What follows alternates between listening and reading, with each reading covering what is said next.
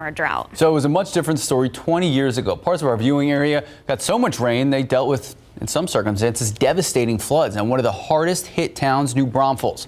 Homes in the community literally washed away, leaving behind concrete bases. Now, those bases can still be seen today. Now, the extra water coming over the emergency spillway, so much of it, it even created a new gorge. Water was just rushing down the road. It looked like a river running down a main street. It's the first time and the only time that Canyon Dam has actually gone over its emergency spillways. So since then, 20 years ago, the county and the city of New Braunfels, they spent millions of dollars rebuilding the roads. They've spent that money for flood mitigation studies, more planning, bridges, and so much more, making sure this does not happen again. The reality is, though, the city sits on the path of a floodplain, so the community is preparing its next flood for it whenever that might happen. I was a little girl when that happened. I was, I think, 7th grade or so. But Mike, you were saying that one of your sons was born that year, around that time? Yeah, this happened right before, and all this was going on because it was earlier on in July, and that house floating down the river, the Guadalupe right there, and I believe the story, if I remember correctly, it was destroyed in '98 in the flood, because this was our second 500-year flood in less than 4 years, and they rebuilt, put it up on stilts, and that was the house floating down there. Like, we're done. Man. We're out of here now. So yeah, it was amazing to see, the flooding, and then that gorge that was carved when the water went over the spillway at Canyon Lake Dam, and they found so many fossils, and it was beautiful. We were, our helicopter at the time took a trip down that, and it looked like the Colorado River almost. Wow. So yeah, 2 500-year floods right in a row like that. All right, we did have a little bit of rain around here, obviously nothing like that. And then there is the moon. It is a couple of days past full. We had, this was from a couple of evenings ago, when it was just about full, and beautiful out there. Probably going to be able to see some of it tonight. And right now, we do have some clouds hanging around here this morning. It's, it wasn't bad stepping outside with the humidity, even though it's up there. Temperatures are down ever so slightly. Slight bit of a heat index to deal with. But again, it wasn't just like ridiculous like it was earlier in the week. All right, yesterday's rain, most of it was confined down here along the coastal plain, and a couple of good bullseyes down around Beeville. Some of the radar estimates, not ground measurements, just radar estimates, 4 inches of rain, about 3 around Victoria, and then further off to the east a little more than an inch of rain, and then just in the extreme south eastern corner of Atascosa County, almost 2 inches of rain, and then that just band kind of moved through the northern portion of Bexar County, and so right up there about along the Comal County line, we got to almost 2 inches of rain, a little bit more. We were at the movies yesterday up around 281, and bidders coming down in buckets, and drive south on 281 just past the airport, bone dry. So that's, it was feast famine, as was the day before. All right, high temperatures yesterday. It's nice to be able to count 1, 2, 3 triple digits on this map. I just want to kind of stare and look at that for a while. And guess what? Today, about the same situation. We are going to be in the mid to upper 90s now. A lot of the computer models are keeping these numbers on the cooler side, maybe a couple more clouds. Going for 98 today here in town, just because you get, same thing with yesterday. Little sun comes out and it just heats up so quickly, but we'll still stay just below 100. So we'll finish off the morning and bottom out at 75 degrees. And then, of course, we'll have some of these morning clouds still hanging around here, partly cloudy throughout the day. 90 at noon, and then again, 98 high temperature today. Now, I've got that 10% chance for a shower in there, just to take into account these couple of showers down here along the coastal plain. If a couple of try to scoot a little more up to the west and to the northwest, that's going to be great. But, Thursday was better rain chances, yesterday lesser, and even lesser today. So it's almost not even worth putting in the forecast. Just got that little mention of it. So what we're going to be seeing today at noon, 90 degrees, partly cloudy skies, and then a high temperature today is going to be up to 98. Now the normal high is 95. So yes, we'll still be on the warm side, and 1 or 2 of those showers out there. So we stopped counting at 14. 1, 2, 3, 4, We're 5, back. 6. Yeah, and Weather Service has indicated that they will probably be, we're going to see a lot of those numbers getting in toward heat advisory, perhaps extreme heat warning criteria by Wednesday, Thursday around here. So it's, yeah, we're not done with this yet. The most daunting part of the graphic? There's no rain starting tomorrow, and there's like minimal clouds. And that basically doesn't even count. So. Oh, good. I just got clouds at the only my thing house. we could hope for is, you know, some sort of a little wave trying to come in here from the Gulf of Mexico up the coast, but that's, you know, All a right. crapshoot at best. So. Thanks, Mike. Yeah. Thank you, Mike. Time now 6:17, 76 degrees out. All right, how much would you pay for a favorite bottle? Oh, don't tempt me with a good time. Why one bottle of champagne sold for a record amount. All right, and we're headed to the Hill Country. We got some great food with an even greater view. We got Texas Eats preview coming up next.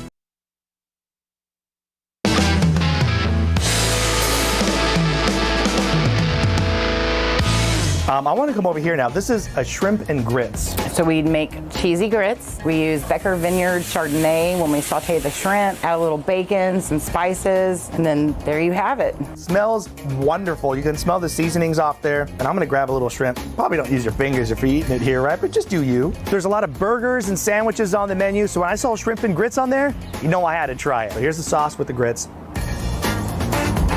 Oh. And there's the shrimp. Wow. I'm like in shrimp and grits heaven right now.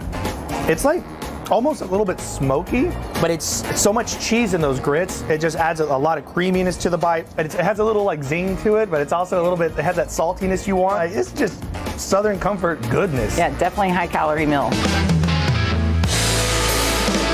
I'm in. Who's counting calories? They don't count.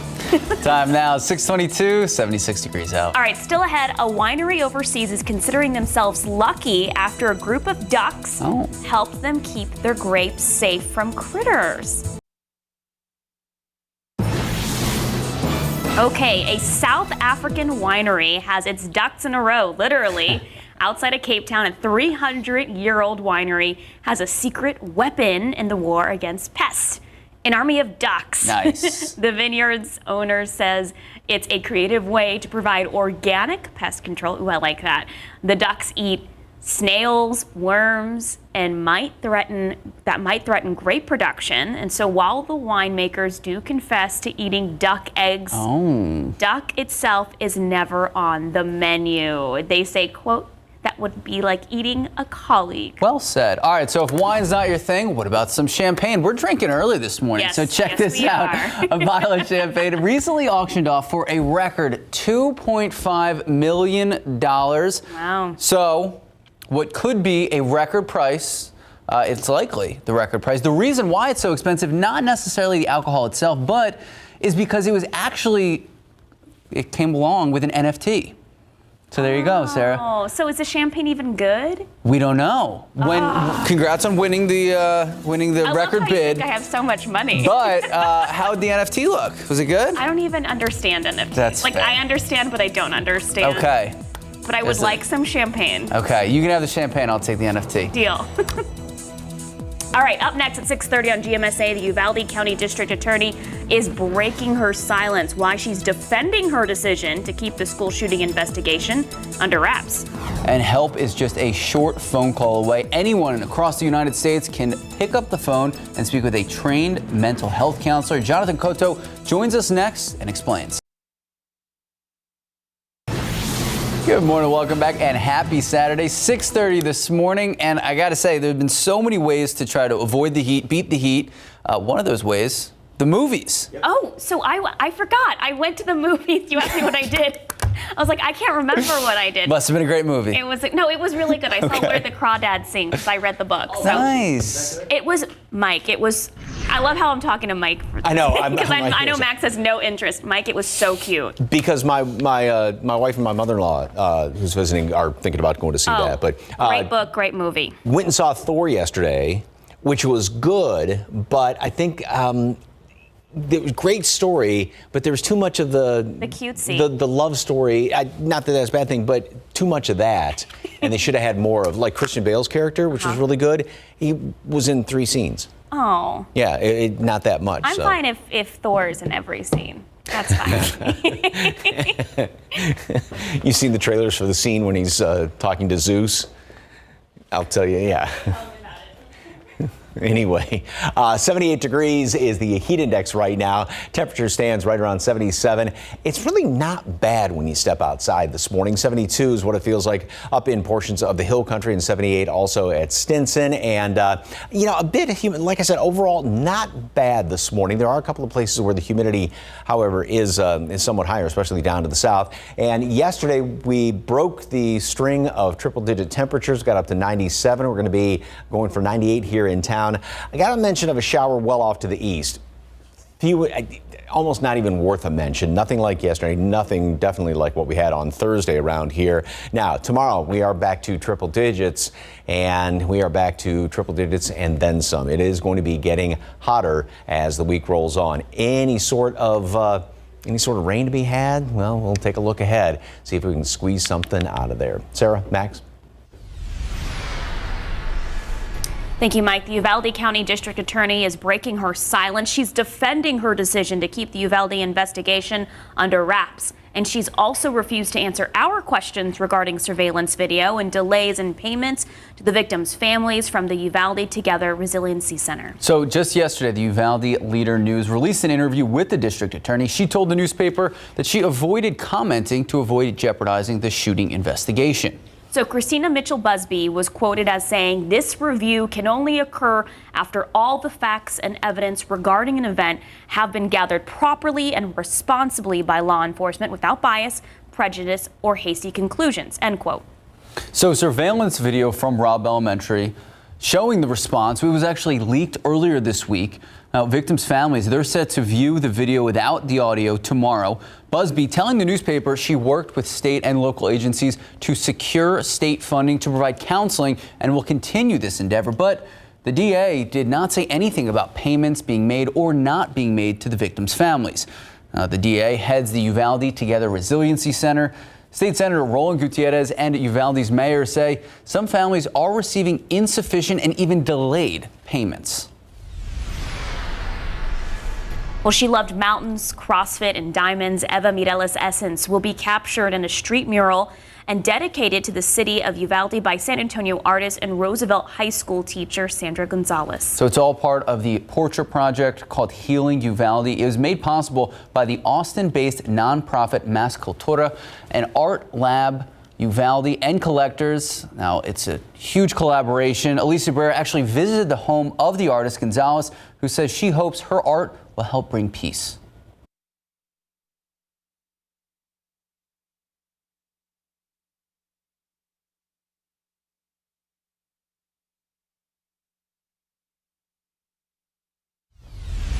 We apologize for that. Hopefully we can bring you that story in just a little bit. Well, San Antonio has not forgotten the 53 migrants who died in the back of a tractor trailer several weeks ago. It's apparent by the growing memorial on Quintana Road. People are traveling across the country or from other countries to pay their respects. Some visitors come every day. Volunteers have brought waters, ice, and watermelons. Therapist Sandra Grace Martinez spends her free time keeping the memorial clean. She even organized for porta potties to be there and to help people heal and come together. I don't know if it's because their journey may have been similar and they like the energy here when people are together and sharing their stories. I mean, I would like, that to be all over our community. Well, people will gather at the site on July 27th, 1 month after the tragedy. People are also bringing mariachis and rosaries to honor the 53 people who died. Well, this morning, the search continues for the driver who's responsible for hitting and killing a San Antonio mother. Police say a driver ran a red light, hitting Jessica Harper's car, then drove off the day before Mother's Day. Now, Harper's family is learning to live without her while waiting for justice. I don't know if it would give us closure. I didn't think it would bother me as much as it does. Every day that goes by, I just get angry. The family tells us finances are part of the family's stress and struggle. Harper was the main provider for her husband and 2 children. Her husband, Robert, in need of a kidney transplant. As for the investigation, police have still not identified a suspect. Other top stories we're following this morning: the House committee investigating the Capitol attack on January 6th and issuing a new subpoena. They are asking the Secret Service, asking for text messages agents reportedly deleted around January 6th. ABC's Karina Mitchell explains. The House Select Committee investigating the January 6th attack on the U.S. Capitol is now issuing a subpoena for records from the U.S. Secret Service. That's as the committee looks into why U.S. Secret Service text messages on the day of the deadly Capitol riot and the day before were deleted. We are obviously very concerned that texts from January 5 and January 6 have gone missing. If those texts are gone, we are determined to find them. A letter by the Department of Homeland Security Inspector General accuses the Secret Service of erasing messages after he had formally requested they be preserved. But the Secret Service denies that, saying there was a replacement program for all agency mobile phones already underway when the Inspector General's request came in, and that the insinuation that the Secret Service maliciously deleted text messages following a request is false. This comes as sources tell ABC News a D.C. Metro police officer who was in Donald Trump's motorcade the day of the Capitol attack told the committee he witnessed a heated exchange between Trump and his Secret Service detail. His testimony follows Cassidy Hutchinson's account. The president reached up towards the front of the vehicle to grab at the steering wheel. The Secret Service said some agents refuted Hutchinson's account and are prepared to testify, but so far have not. Meantime, the January 6th Select Committee will have its next hearing next Thursday, focused on the 187 minutes of the attack on the Capitol. Karina Mitchell, ABC News, New York. Also in Washington, the Democratic-led House passing 2 bills aimed at protecting access to abortion at the federal level. So this all comes in the wake of the Supreme Court's decision to overturn Roe v. Wade. The first bill was the Women's Health Protection Act. It aims to preserve access to abortion nationwide at the federal level. The second bill is the Ensuring Access to Abortion Act. Now that focuses on protecting the right to travel to seek an abortion. Now it would also ban anyone from restricting or hindering a woman's ability to cross state lines to get an abortion in a state where it is legal. Right now, the bills are headed to the Senate. Well, the House also passed legislation to make baby formula cheaper. The Formula Act would suspend tariffs on imported formula through the end of the year. Right now, formula that comes from countries without free trade agreements are subject to tariffs, which up the price by about 27%. The new bill is also making its way to the Senate. Time now, 6:39, 76 degrees out. Well, still ahead on GMSA, a dramatic rescue caught on camera. How a heroic Good Samaritan was able to save a group of kids from a house fire. It is an amazing video, and he really is a hero. It's crazy. All right, taking a live look out at the Alamo City. We say this a lot. If you have things to do them early because it is going to be hot again. How hot? Well, Mike Osage joins us with your full forecast. Good morning and welcome back. So for once, we have good news when it comes to gas prices. If you've been to the pump recently, you've probably noticed the price is going down. Hopefully it'll stay like that. Well, at least it's some relief as we pay inflated prices just about everywhere else. So why the drop? How long will it last? Here's consumer reporter Marilyn Moritz. Tonight, something rare at the gas pump, relief. $51, that's better than 72. Gas for less than $4 a gallon is a welcome and more common sight. Lorenzo Pimentel says he was paying more than $200 a week to drive to job sites. I saw $3.73. I was like, I'm gonna put some right now before it goes back up. The average price now is $4.02 according to AAA, tumbling 18 cents in just the past week, 65 cents in the past month. And that's significant. If you have an average size tank, it's now costing you $10 less to fill up your tank than it did just 1 month ago. Why the plunge? Analysts say supplies are up and demand is cooled amid concerns of high inflation and an economic slowdown. As for how long this relief will last, I think there's certainly some downside potential here the next 1 to 2 weeks, maybe into the third week. Beyond that, it's a little bit more hazy because of the way the economy could move. Despite the decline in gas prices, we're still paying $1.25 per gallon more than last year, and higher prices on just about everything have taken a toll. I had to go out and get a job. At 70 years old, Johnny Stevenson is back at work and filling her tank. Marilyn Moritz, KSAT 12 News. I haven't filled up in a little bit, but I'm waiting. I think it's going to keep going down. So I have an SUV at home and then I have a small hybrid at home. You just got the hybrid. But I've been using the hybrid, so I filled up the SUV like maybe a month ago, and I have forgotten how much it costs to fill that thing up. Yeah, no, my 2012 Jeep doesn't let me forget. All right, Mike, let's talk weather. Never forget. You know that $10, because the last time I filled up, it was $10 cheaper than the previous time. So that, yeah, take that anytime. But it's funny. I was thinking about this the other day. Gas prices are almost like the temperatures. You know, annoying. We're happy to see $4 gas. We're happy to see 97 degrees, even though that's still way above, where we should be. We'll take anything. Yeah, but at least it ain't as bad as what it was. So, 77 right now, so it's fairly pleasant when you step outside. We do have some humidity out there, but it's just not like over the top, if you will, and much closer to the normal low temperature. We actually got below that, by the way, yesterday. We dipped down to 74 degrees yesterday morning, which was the first time we'd been below normal, it seems like, in forever. Here at the airport, dew point's at 72, which means, there is some moisture out there. It's by no means bone dry air when you step outside. Here's another great view of the full moon, and this was from a couple of days ago. And here's another shot, or a shot, of some of the rain that moved through the area yesterday. Most of it was confined, or all of it was confined to the north side of town, up around, say, 281 Bitters north of there, and then further on south.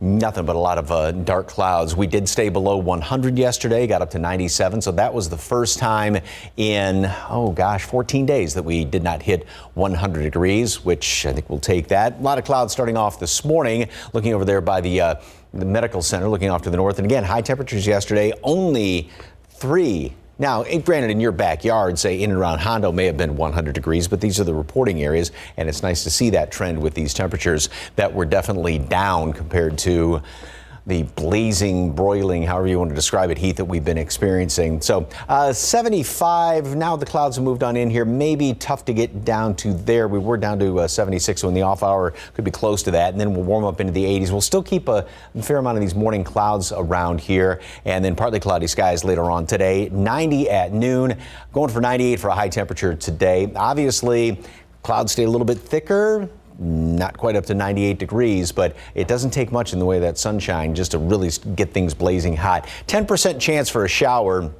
And the only reason for that is these couple of showers down here along the coastal plain, if they decide to scoot in here a little bit further off to the west and northwest, but wouldn't count on it. And like I said, a few clouds still hanging around here later on this afternoon. Then after today's chance of rain, that's pretty much it. And then that's going to be replaced by some Saharan dust. Yeah, we're going to get another batch of that moving on in here, really starting tomorrow. Bless you, Sarah. And Monday, I know, I'm getting ready for that. Monday, it looks like it is going to be somewhat thicker and then starting to sort of taper off as we go in toward the middle part of the week. So another shot of that coming on in here. And then also, well, as you can see, all the clouds are sort of avoiding us. There's that big clockwise rotation around here, which is keeping everything pretty much at bay. And the rest of the tropics, nothing out there still. This has been about I want to say 4 or 5 days at Hurricane Center.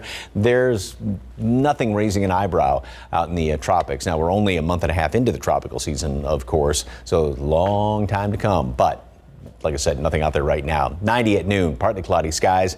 High temperature today is going to make it up to 98. The normal average is 95 right now, although 98 sure is even though it's 2 degrees, a whole heck of a lot better than triple digits. It just seems like a mental. Oh, it is. You know, that's what Justin and I have talked about this quite a bit. So, you know, we've been counting the 100-degree days this year, but then it's like, well, how many days have we been at 99, at 98? And it's been since May 1st, about 65, if memory serves me correctly, days above 95 degrees, which has been way above normal. So, yeah, it has definitely been hot since the 1st of May around here. I think I saw in Arizona it's like 114 the other day. Dry heat, though. Okay. Dry heat. Dry heat. I love Much it. different. I mean, Mike knows this, the protocol. Anytime Arizona, dry heat. But seriously, it's if you're in the shade, it's kind of your body can actually cool itself a little better in the shade. They're not swimming in humidity like we are. We're so lucky. Thank you, Mike. Appreciate it. 6:49, 76 degrees. degrees out. All right, still ahead, a super senior from San Antonio wins big at a nationwide competition for music and theater. What he's saying about it, that's next. Amazing story. All right, taking a live look out at the roadways right now. There's a lot of people out and about. All right. Say 6:49. Yeah, for 6:49 on a Saturday morning. Listen to us. If you have something to do it now. Do it now. Hey, all right, let's go ahead and talk about these lotto numbers. Pick 3, 354, Fireball 0, Daily 4, 5237, Fireball 3. And your cash 5, 4, 7, 18, 22, 33. Here we go. Did you play? No, but no okay. one won. It was at 480 million. Now it's up to 530 million. Okay. Here are the numbers: 8, 20, 26, 53, 64, big number 15, Megaplier 5. Good luck. We'll be right back.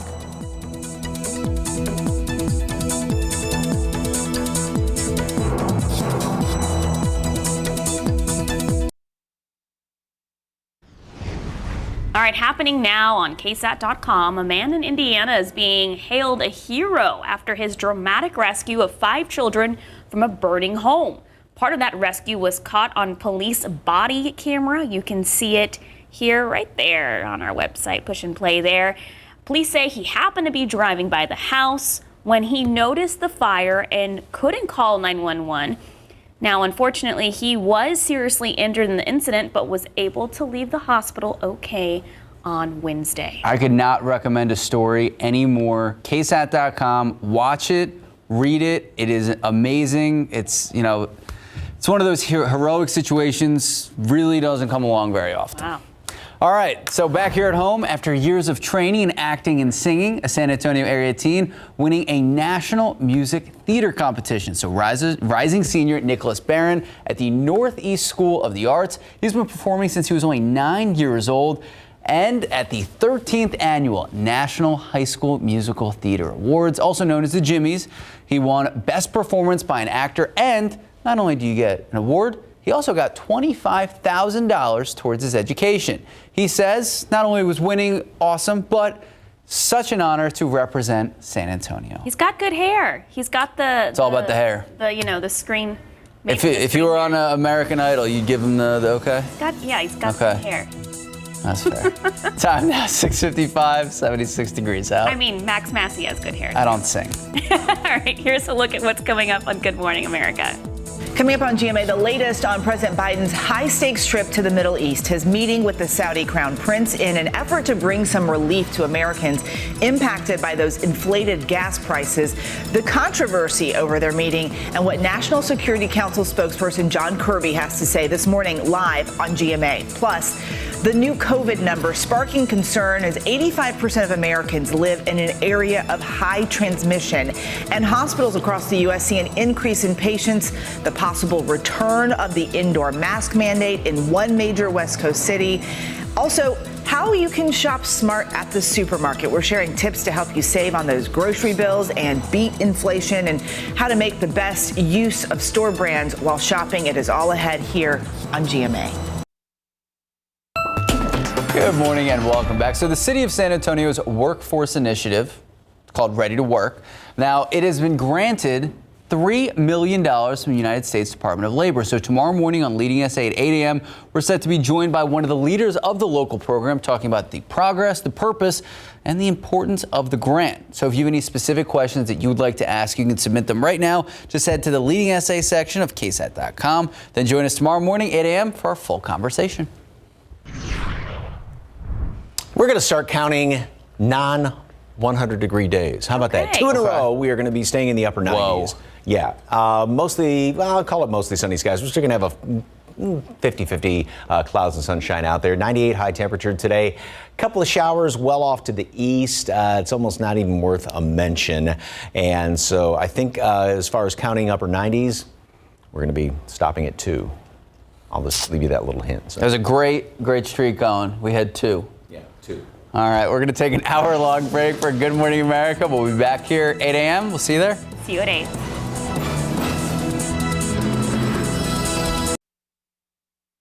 Live from KSAT 12, Good Morning San Antonio starts right now. Good morning, San Antonio. I'm Jonathan Cotto. It's no secret that this summer has been extremely hot. The organization Meals on Wheels is making sure our community is keeping safe, but more importantly, keeping cool. Coming up on GMSA, we'll tell you exactly what they're doing. San Antonio is now included among the cities across the country with confirmed cases of monkeypox. We'll tell you how many cases have been reported so far. And let's take a live look out at the Alamo City. 77 degrees to start your weekend morning. How hot will it get? Will we see rain? Ever? We're going to check in with Mike Osage in just a few moments from now. Good morning. It is 8 o'clock this Saturday. It is July 16th. Thank you so much for starting your weekend with us. So we're in this text chain, and a lot of people in the text chain got rain. They were showing off pictures, videos. I got nothing. I got nothing. Like both nights on Thursday and even a little bit last night, I'm sitting there, I can hear thunder, can see the clouds. Nothing happened at my place, Mike. And that was the thing, both evenings, I mean, you could just go right down the street and it was either a downpour or dry. We were up around 281 and Bassey yesterday, or Bitters, pardon me, and it was coming down in buckets, and drive south on 281, just like past the airport, nothing. The roads were pretty dry, although the airport did officially pick up 1/100th of an inch of rain last night or yesterday evening and late afternoon. And on Thursday, the airport picked up nothing. So as far as speaking of the airport right now, or first of all, I should say we do have let me change pictures right now, or change shows. I've got the wrong one pulled up. I was going to have all these nifty little things going on here, but that won't be the case. We'll just show you what temperatures are right now around the area, and throughout the day we are going to have temperatures get up to 90. We're at 78 right now, 98 for a high later on today. As far as rain, 10% chance for a shower or two, well off to the east. I almost am hesitant to even put that into the forecast, but you know, one or two folks will see a shower, like I said, primarily off to the east. Day 2 though, below 100. Will we make it 3? Details coming up in just a couple of minutes. All right, Mike, thank you so much. So we know the heat has been the story on top of so many people's minds, including organizations with a mission to help others in and around our community. That's exactly what Meals on Wheels is doing. Jonathan Cotto is live with a special delivery they're making, Jonathan. That's right, a special delivery, and just in time because we know this summer it has been extremely hot so far, and it's just July. Those temperatures breaking records as we know. And Max and Sarah, Forrest and Ariana and I have been hanging out this morning. We were just talking about how just a couple months ago I was wearing a pea coat and we were at a Meals on Wheels distribution event and we were nice and bundled up and it was freezing. And now we're here, summertime, helping the community out to stay safe and stay cool. Forrest, talk to us a little bit about that effort. That's right. This is our Beat the Heat event. So like we did in January, where we provided items to keep our clients safe and warm in their homes, we're doing the same thing but for the summer. So we're providing fans and AC units, as well as cooling kits that have extra water and cooling towels and ice packs and information on how to stay safe this summer. Now, we see that there's just a great number of these blue bags. Talk to us. How many bags do we have here? What's in them? And also, what's in those boxes in the back? So we are providing cooling kits to 3,700 clients today. So these blue bags that you're seeing are pre-packed for our volunteers. Over 400 will come through our line today. They'll receive a bag and a route, and they'll go distribute cooling kits to all the clients on their route. In the back, you're seeing the boxes with AC units and fans. Those are clients who requested those items. We provide them all during the year, but because we have all this volunteer help today, we're trying to get a big push and get a lot of them out. Yeah, let's see if we can get Steven Chavez, our photojournalist, to just swing his camera around and show just the amazing work, the amazing turnout here of volunteers. We have to give them a huge shout out and a huge thank you for being here this morning. We know, for us, that they put in a lot of work. Right, and actually this is all of our staff. So we'll have on-site volunteers coming in a little bit, but these guys all worked all week this week, 40 hours, and they're here on their Saturdays to help out, to really make sure that our clients get the work they need. And then we'll have all those volunteers from the community coming out in a little bit. Well, I know we definitely appreciate them being here. We are ready to kick off this event and make sure that our community is keeping cool this summer. Forrest, thank you so much for being here with us. Max, Sarah, we're going to continue to hang out here with Forrest, and coming up in the next half hour, we're going to show you exactly what's inside of these kits and how the community is going to be keeping cool this summer. All right, back to you in the studio. Thank you, Jonathan. In today's morning headlines, a third case of monkeypox now confirmed here in San Antonio. And there's a call now for more surveillance of the spread of monkeypox, a virus that can cause rashes, sores, and permanent scars, but it's rarely fatal. Local health officials are advising the community to protect themselves by avoiding skin-to-skin contact in large crowded spaces like festivals and nightclubs. Besides skin-to-skin contact, Metro Health says there is another way monkeypox can be contracted. It is primarily transmitted through skin-to-skin contact, especially direct contact with a rash, scab, or body fluids from a person with monkeypox. You can also get it by touching objects, fabrics, or surfaces that have been used by someone with monkeypox. So health officials say that if you see a new unexplained rash on your skin, call your doctor immediately. You'll likely need to isolate. Now, everyone is encouraged to learn how and where it tends to spread. A vaccine is available, but it is a very limited supply, and it's only being given to people who have had close contact with someone who had a known case of the disease. Well, monkeypox isn't the only virus Metro Health is tracking. The agency is still closely monitoring COVID-19 cases in our area. Yesterday, more than 1,200 new cases were reported. There were no new deaths, but our risk level remains in the high category. As for hospitalizations, 325 COVID-19 patients are in our local hospitals. Doctors continue to encourage people to get the vaccine and booster shots if they have not already done so. The Uvalde County District Attorney is breaking her silence and defending her decision to keep the Uvalde investigation under wraps. So earlier this week, the DA refused to answer our questions regarding the release of surveillance video from inside Robb Elementary on the day of the shooting, and also refused to talk about delays in payments to victims' families from the Uvalde Together Resiliency Center. So yesterday, the Uvalde Leader newspaper released an interview. Now, in this interview, they spoke with Christina Mitchell Busby, and in the article, the district attorney stated she avoided commenting to avoid jeopardizing the investigation. She says, quote, "This review can only occur after all the facts and evidence regarding an event have been gathered properly and responsibly by law enforcement without bias, prejudice, or hasty conclusions," end quote. Now, surveillance video from Robb Elementary showing that law enforcement response was leaked earlier this week. Tomorrow, victims' families are set to view the video without audio.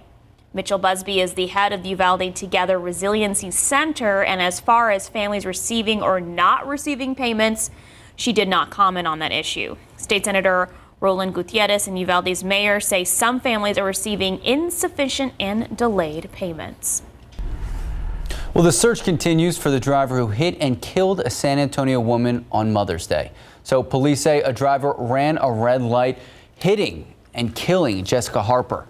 Now, then that suspect drove off. Authorities say Jessica died at the scene. Her family has been forced to adjust to life without her. This week, she would have turned 45 years old. Her husband, Robert, says his family is still waiting for justice. I don't know if it would give us closure. I didn't think it would bother me as much as it does. Every day that goes by, I just get angry. Finances are a big part of the family's stress. Jessica was the main provider for her husband and her 2 children.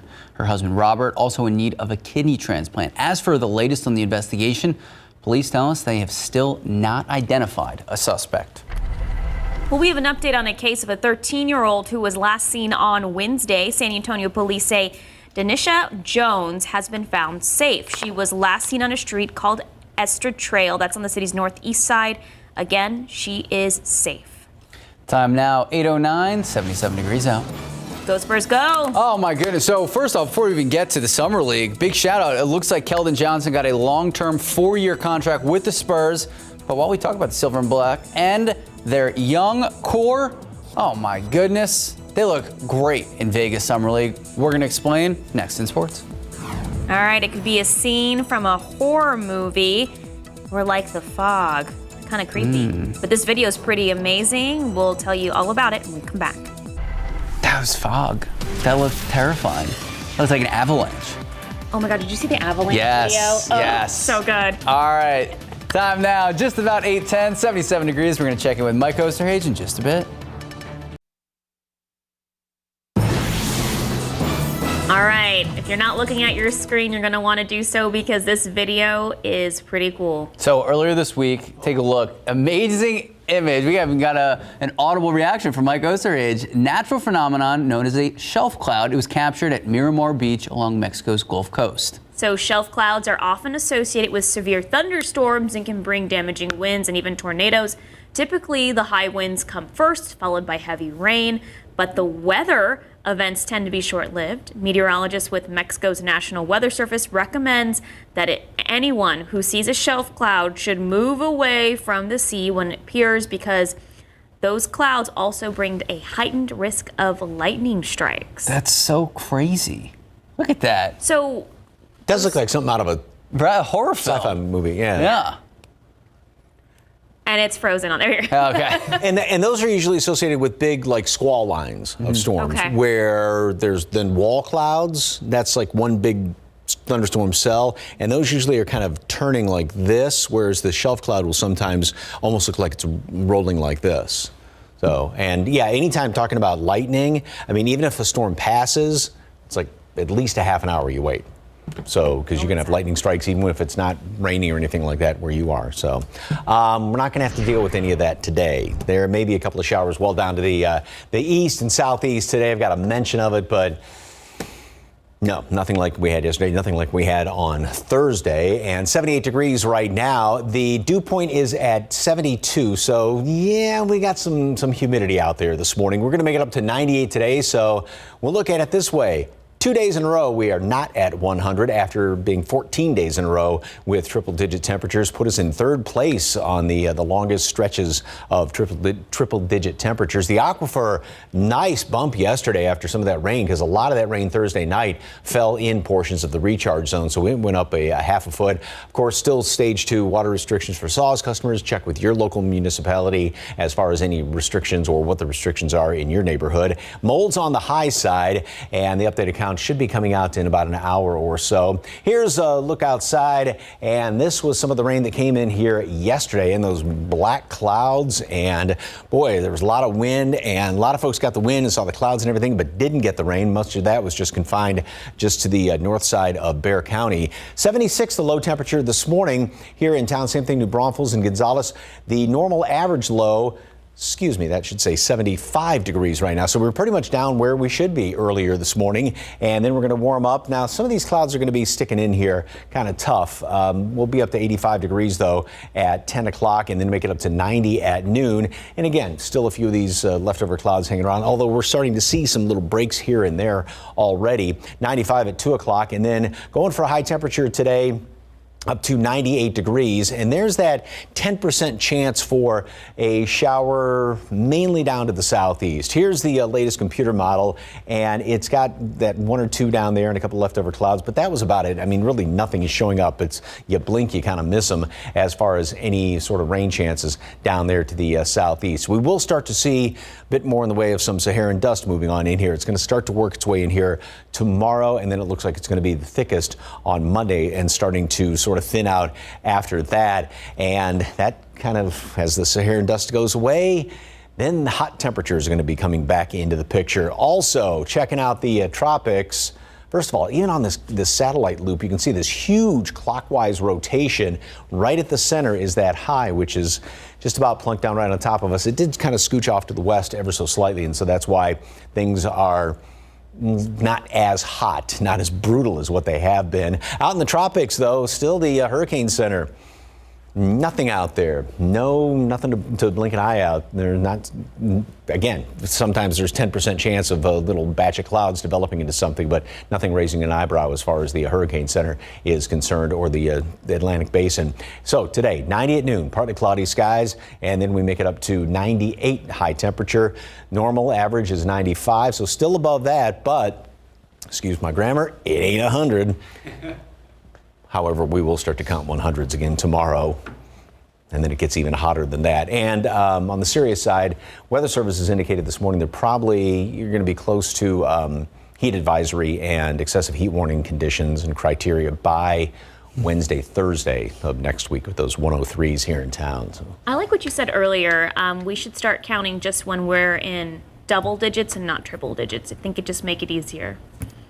I think we're only counting to 2 though this time around. Right. I was gonna say maybe just after like 98. Right. Glass half full, but right. you know, we gotta call them like we see them. All right, Mike. Thank you. 818, 79 degrees out. Go Spurs, go.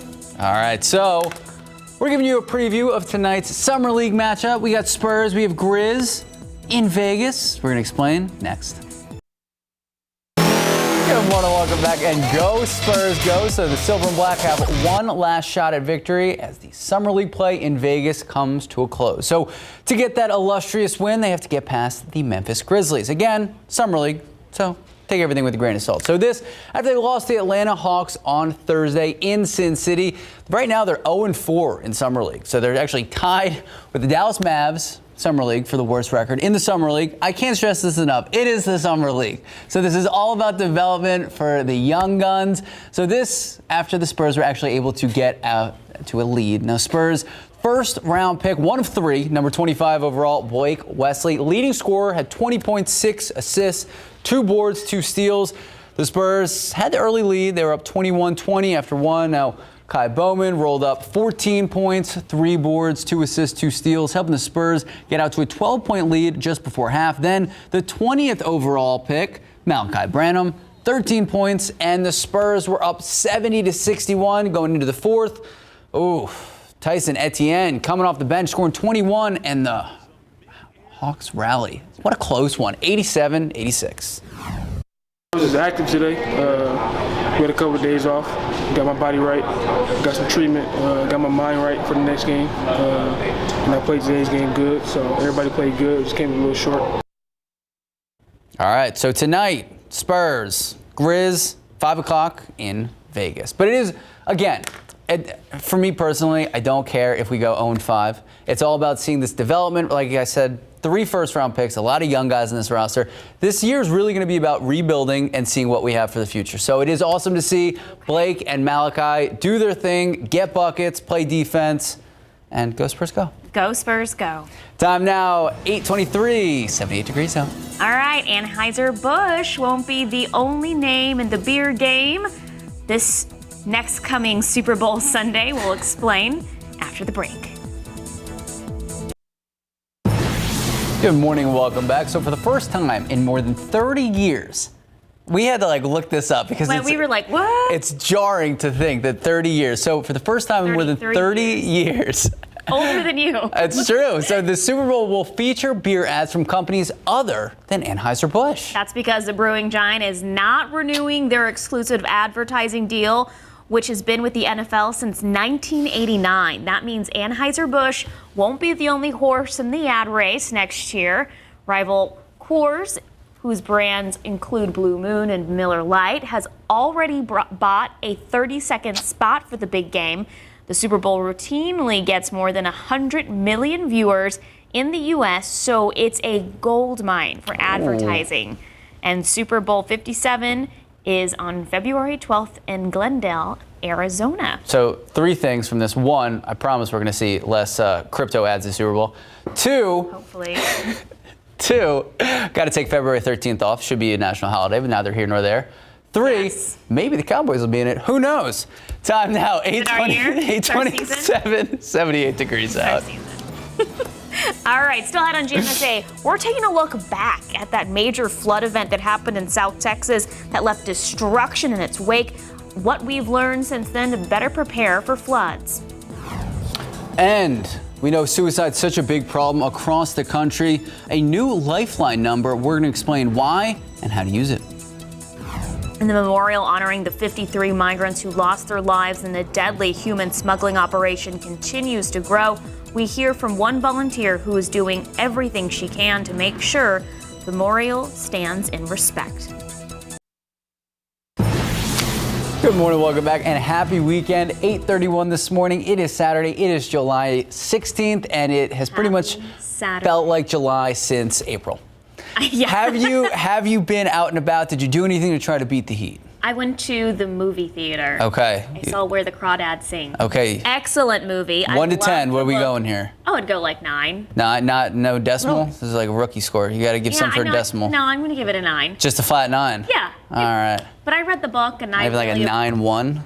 9. All right. I'm trying here. I'm all or nothing. Apparently. Couldn't give it a 10, though. Mike, you went to the movies as well. Yeah, Thor. What are we giving, Mike? 1 to 10? I'll say a 7. No one doing these decimals, Good movie, good story, but I wish they would have stuck to the main part of the story a little bit more. And Christian Bale's character was really good, but it wasn't in the movie enough. So, hey, July 16th, significant on this date. Why? Anybody know offhand? 1969, Apollo. Very good.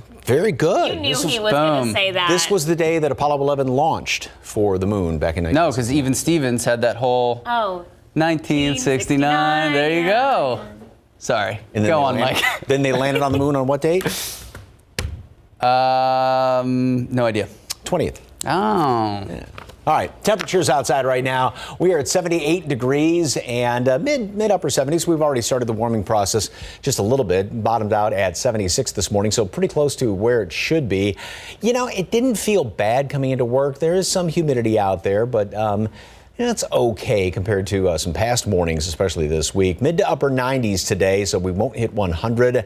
And there is a very, very small chance for a shower well off to the east. And then tomorrow, well, our count of non-100 days is going to end at 2 because we'll be back to the hundreds tomorrow. And then it's going to get even hotter as we go into next week. All the details coming up in just a couple of minutes.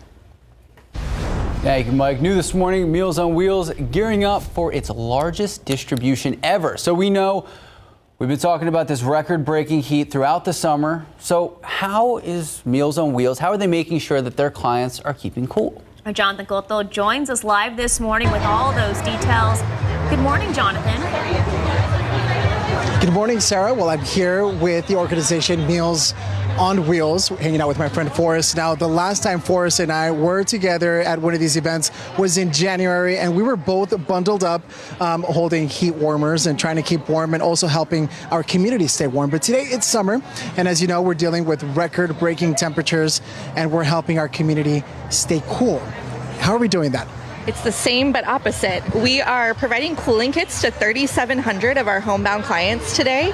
We're also providing fans and air conditioning units to some of those clients. We do that all year long, but we've got a big group of volunteers coming today, so we thought we'd let them do some of the heavy lifting. So we'll have over 400 people drive through this line today and provide these cooling kits that have things like water and cooling towels and information from us and from the city on how to stay safe this summer. I really love that, and I really love a good reveal or unboxing, if you will. Let's take a look at what folks receiving some of these cooling kits can expect here this morning. What are we going to start off first? So first they're going to get this flyer that's got Spanish and English that explains everything in their kit. They're also going to get some bottles of water. We want everybody to stay hydrated. One of the important things that's in here, if I can find it, is this is a thermometer that they can keep in their homes that they'll be able to see if it gets too hot in their house. So that's important. We've got some cooling towels that they can wet and keep around their necks to help keep them cool. We have some ice packs, and then we have a first aid kit just in case. And then we have some information from the city of San Antonio and from CPS, what they can do to stay safe, and also CPS, some of their assistance programs to help them with their AC bill this summer. I love it. I love it. I think this is actually really, really cool. Good tool to keep on your fridge, and it lets you know the current temperature inside your home. This is really cool for us. I actually need one of these, and I definitely need one of these cooling towels when I'm out in the field. Right. Definitely helpful. We can hook you up with Oh, thank you, Forrest. I appreciate that. Well, Max and Sarah, we're going to continue to hang out here. We have lots to unpack here and a lot of work to do. Volunteers are already starting to show up and getting ready to hit the streets and deliver some of these cooling kits. We'll be back in the next half hour. Back to you in the studio. Thank you, Jonathan. Well, San Antonio has not forgotten the 53 migrants who died in the back of a tractor trailer several weeks ago. As the memorial on Quintana Road continues to grow, people are traveling across the country and from other countries to pay their respects. Some visitors come every day. Therapist Sandra Grace Martinez spends her free time keeping the memorial clean. She even organized having porta potties available on site. Other volunteers are bringing in bottled water, ice, and fruit. A group effort is underway to provide anything to help people heal and come together. I don't know if it's because their journey may have been similar and they like the energy here when people are together and sharing their stories. I mean, I would like, that to be all over our community. A special service is scheduled at the site for later this month on July 27th. That's 1 month after the tragedy. The event will have mariachis and rosaries will also be there as well to honor the 53 people who died. Well, the City of San Antonio's Workforce Initiative, Ready to Work, has received a big grant for almost $3 million from the U.S. Department of Labor. So tomorrow morning on Leading SA at 8 a.m., we are set to be joined by one of the leaders of the local program. We're going to be talking about progress that we've seen in developing the program, the purpose of it, the importance of the grant, and what comes next. So if you have any questions that you would like to ask, you can submit them right now. Just head to the Leading SA section of KSAT.com. Then join us tomorrow morning, 8 a.m. for our full conversation. Morning headlines. So to reach the National Suicide Prevention Lifeline for mental health crisis, it now only takes 3 digits. There's a new nationwide number to call. It's 988. That will get you the support you need. RJ Marquez has the story. My sibling attempted when I was 7, then my dad, then my daughter. Erica Kitzman can't remember a time when suicide wasn't a constant threat to her family, and she's not alone. Every 11 minutes in the United States, someone ends their own life by suicide. In 2020, 12 million Americans seriously thought about suicide. 3 million planned a suicide attempt, and 1 million attempted it. To help on July 16th, every state will roll out 988 as the new National Suicide Prevention Lifeline number. They hope the new number will be as easy to remember as 911. 988 can be called from any phone, anywhere. Calls are confidential and free. The 988 calls will be routed to the already established National Suicide Prevention Hotline, where mental health counselors will be available. Experts say if you know someone who is in crisis, get them help immediately and don't leave them alone. The best thing that you can say to someone who's suicidal or feeling suicidal or having suicidal thoughts is that you're not going to leave them alone. But the most important thing to realize if you're feeling suicidal? Whatever problem you're having, the answer is people. If you feel isolated, the answer is to reach out to people. If you feel shy, the answer is to go and talk to someone. In 2020, the FCC voted to finalize 988 as the first 3-digit number Americans can dial to be connected to the existing Lifelines network of trained counselors. RJ Marquez, KSAT 12 News. Time now just about 8:40, 78 degrees out. Well, authentic Chicago hot dogs taking center stage on this Texas Eats. We'll have a preview in just a bit. But first, Comal County residents and leaders sharing what they learned since 20 years ago. Remember those floods ripped through the community, what changes we've seen, and how the community is preparing. Unfortunately, rain is not the story today, tomorrow, the next day. 78 degrees at 8:40 this morning. Mike will let us know, are we going to hit triple digits today? Most likely. He'll let us know when we come back.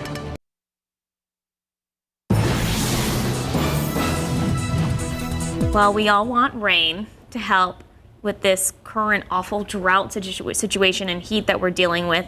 And a lot of us are reflecting on a devastating flood that hit parts of our viewing area 20 years ago. So one of the hardest hit areas was New Braunfels. Patty Santos tells us what's changed in the 20 years since and how they're trying to better mitigate floods. 4th of July weekend 2002. Water was just rushing down the road. It looked like a river running down a main street. Amber Johansson remembers the road closures in New Braunfels and surrounding communities, followed by destruction. And you've seen houses washed away that are on, probably 30-foot foundations, pier and beams, and they've just floated down the river. And I'll show you why that happened. Comal County engineer Tom Hornseth says emergency officials had early warnings the flooding, but it was worse than predicted. It's the first time and the only time that Canyon Dam has actually gone over its emergency spillways. New Braunfels homes stood in the way of the powerful stream heading south. We went under 35 and down toward Lake Dunlap, carrying RVs and anything in its wake. The current formed a new gorge, took out roads, and cost the county more than $5.6 million in cleanup and parcel buyouts. It also prompted change and upgrades. Some of those floodplain areas have been expanded to try to prevent people from building within those floodplains. He says another way that engineers try to minimize the impact of fast-moving water is by using concrete walls, sort of like this one. This is like a miniature dam. There are 5 of these flood-retarding structures south of the dam. Between 2002 and 2012, the city of New Braunfels spent over $30 million in drainage projects, bridges, and studies, according to Gary Ford with the city's Capital Improvements Division. We're actually updating our drainage area master plan. A lot has been done, but no one's really safe. The next flood is coming. Be prepared, have a game plan, stay alert. Patty Santos, KSAT 12 News. And to put it in perspective, too, that was considered a 500-year flood. And we had a 500-year flood just 4 years prior to that in October of 1998. And don't forget, this area is considered flash flood capital of the world because of all the flash flooding, because of all the ground, the topography, and, sitting on limestone like this. Then we've got the Gulf, the Pacific, and fronts and everything. So, yeah, it can happen very quickly. Even, a couple of days ago when we had some of those downpours where it dumped 2, 3, even 4 inches of rain off to the west of San Antonio, there was some minor flooding around. This was yesterday, and from Castroville, looking off to the north, and some of those storm clouds that started to develop. And yeah, a lot of folks, though, unfortunately didn't see much rain from that. We got a couple of clouds left over here, but a few bright spots. As you can see, the clouds are now starting to break up. And going back to when was the last time we had any rain? Well, yesterday, believe it or not, the airport picked up 1/100th of an inch of rain. Yes, measurable rain. Some folks got a little more than that, but the last time we had a half an inch of rain was back on June 28th, which was the only day in the month of June, if memory serves me correctly, that we had a below normal temperature in June.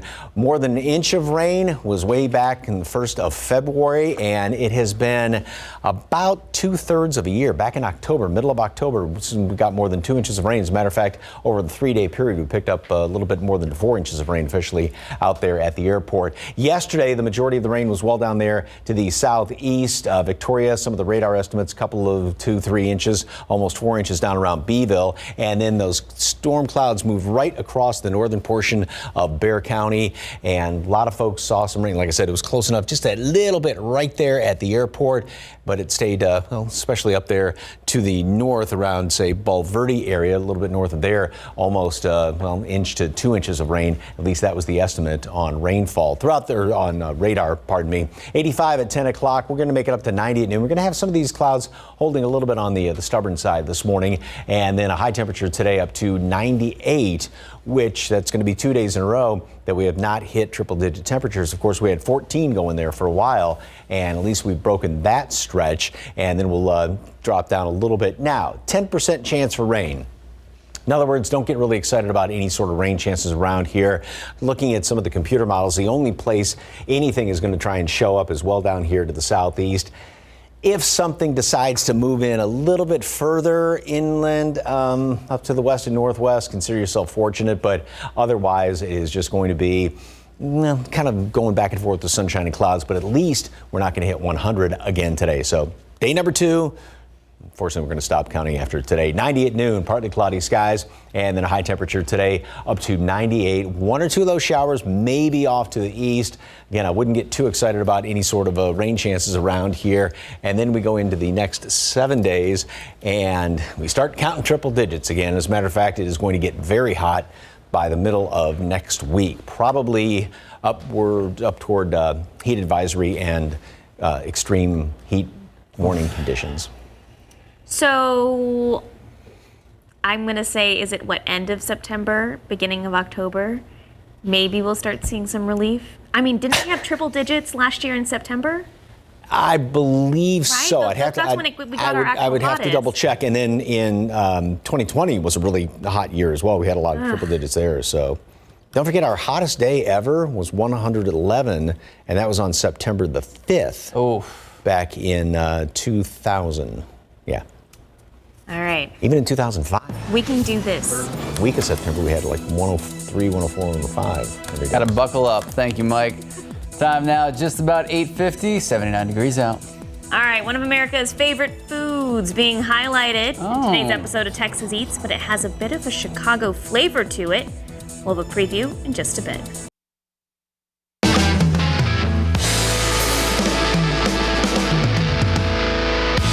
Now it's time for my favorite part. Amado, you've made all this food out here. You guys are rocking it out. I mean, even during lunchtime, you guys are just killing it. You guys are a very efficient team out here. I'm going to start with this one.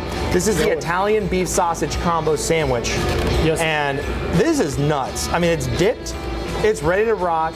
So it's all juicy. And look how big this thing is. That's a sandwich. That's the bite.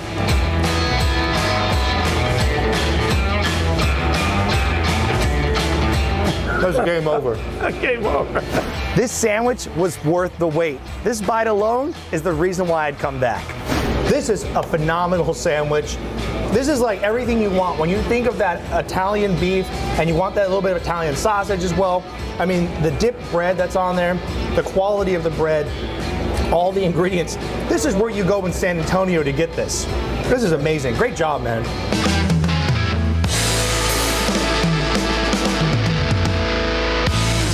Starving.